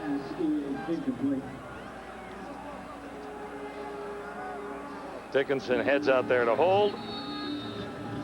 3 touchdown tosses, a couple to Alan Pitts. Stampeders set up inside the 10-yard line. Yeah, they took advantage of some early mistakes by the Argos. There's Travis Moore playing on a bad ankle. Here comes the Alan Pitts show. There's the first one on the corner of Matavius Houston. A great adjustment to that football. And then it's Pitts on Houston again. Slips him inside this time. Comes up with number 2. Now Dickinson into the game to hold on this field goal try. And he works very closely with George Cortez, obviously, as the #1 quarterback. Cortez talking about there's only so many yards you can pick up in a game. And it was his wife who, after the Stampeders had played a couple of pretty good games, didn't have quite the sustained amount of offense. She said, well, you guys didn't play very well tonight. Yeah, he didn't play very well, and that's when he turned to her and said, they stop us at the goal line. Yeah, we can't count anymore past that. If we're scoring touchdowns, we can't get all those yards. McLaughlin is a little bit wide on that one. So 48 seconds on the clock. So he was laughing about that yesterday. And in truth, you know, the more you put out there for your football fans or hockey fans, if you're watching a hockey team, same story. If you won by 5 the night before, they want you to win by that many. Well, the night that they're there to watch. But what about the job that he has done? You know, a lot of times when you're evaluating coaching staff and an offensive coordinator, you'll say, yeah, okay. You look at a guy and you say, okay, yeah, they had Jeff Garcia, or they have Danny McManus. That's why they're great. It really has less to do with the offensive coordinator. But George Cortez has worked with a bunch of different quarterbacks. He did last year. He's worked with different running backs. Whoever he plugs in, they are productive. And that is telling you one thing, and that's telling you that George Cortez is getting it done here in Calgary. 48 seconds to go. First down, Argos. Sampson, the quarterback. Tasic makes the catch, and he has been the most productive receiver, at least in number of catches for the Argonauts tonight. That's number 5 for Stefan Tasic. Out of Laurier, the all-time leading receiver in school history there. Yeah, in fairness to John Hewart and this Argo team, I mean, we pounded home that Daryl Mitchell's got to be involved and wasn't tonight. But, you know, the Calgary Stampeders are a great football team, and they know that, too. They spent a lot of time trying to shut down Daryl Mitchell. Miscue there. Sampson was lucky to get the ball, fired high, and was almost intercepted. Jenkins was the target, and there was an opportunity. You know, that's why Potasic has the big game. They spend more time covering Daryl Mitchell. I mean, it's pretty simple. You know, when Travis Moore has big games, it's probably because there's a lot of people around Alan Pitts on the night. He will draw some attention. So that's where the wide receivers, when slot back, Stefan Potasics of the game, that have to elevate their game when there's a lot of attention being paid to the star.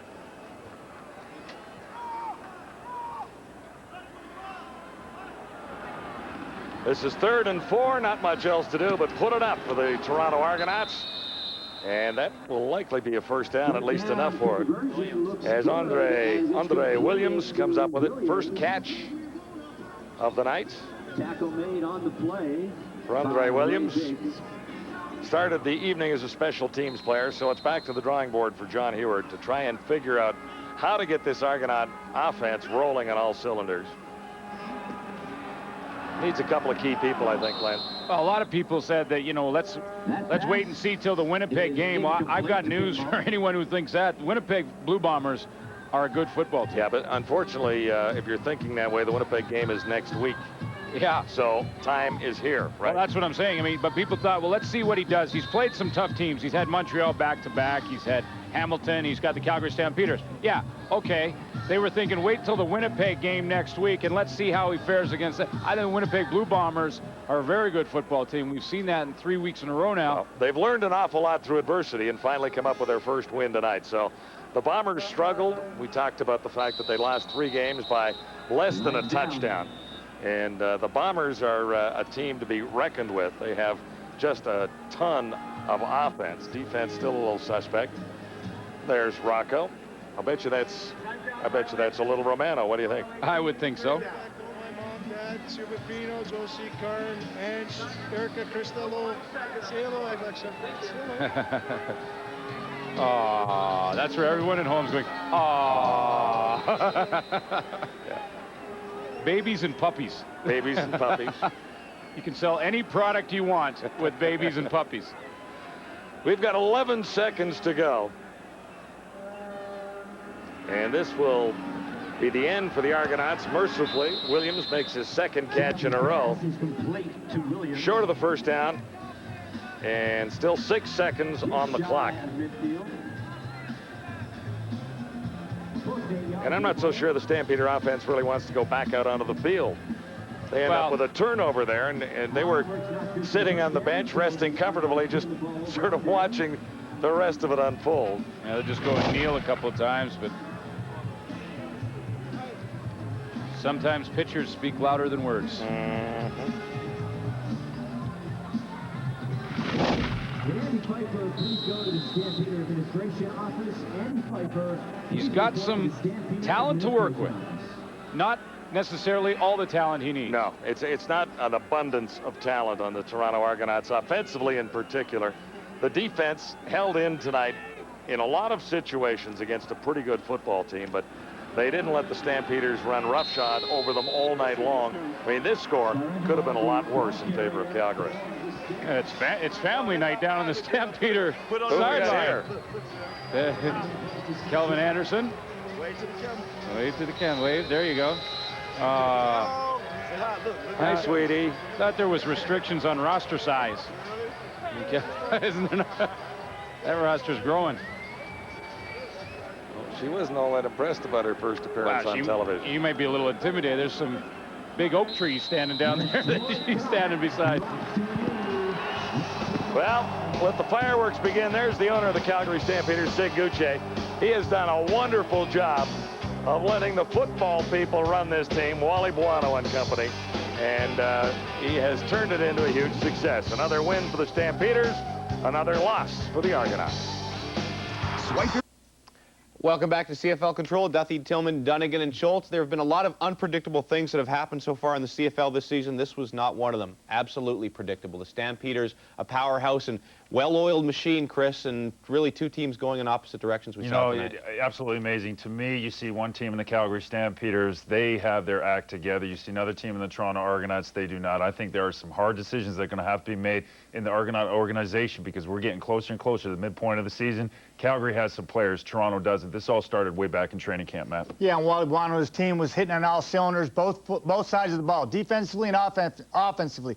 Dave Dickinson simply was outstanding again tonight. He's having a great season. 16 touchdowns already this year, on pace to just go crazy in the record books. But Calgary getting it done, much needed win, defensively back on track. As for the Argos, you can take, I suppose, a few things out of this. They did better than Saskatchewan did the other night, and they're still ahead of Saskatchewan in the standings. Is there anything else positive they can take out of this? Well, you're an optimist. There's not much pretty about a 20-point loss, and there's not much pretty about 4 consecutive losses, but they do play Winnipeg next week, a team that won 6 games last year. I think this will be a defining moment for the Toronto Argonauts. They need to win that game at home, James. And as for the Calgary Stampeders, just that one little blemish on their perfect season, that 52-52 tie with Saskatchewan. This play kind of sums up the night for Jimmy Kemp and the Argos.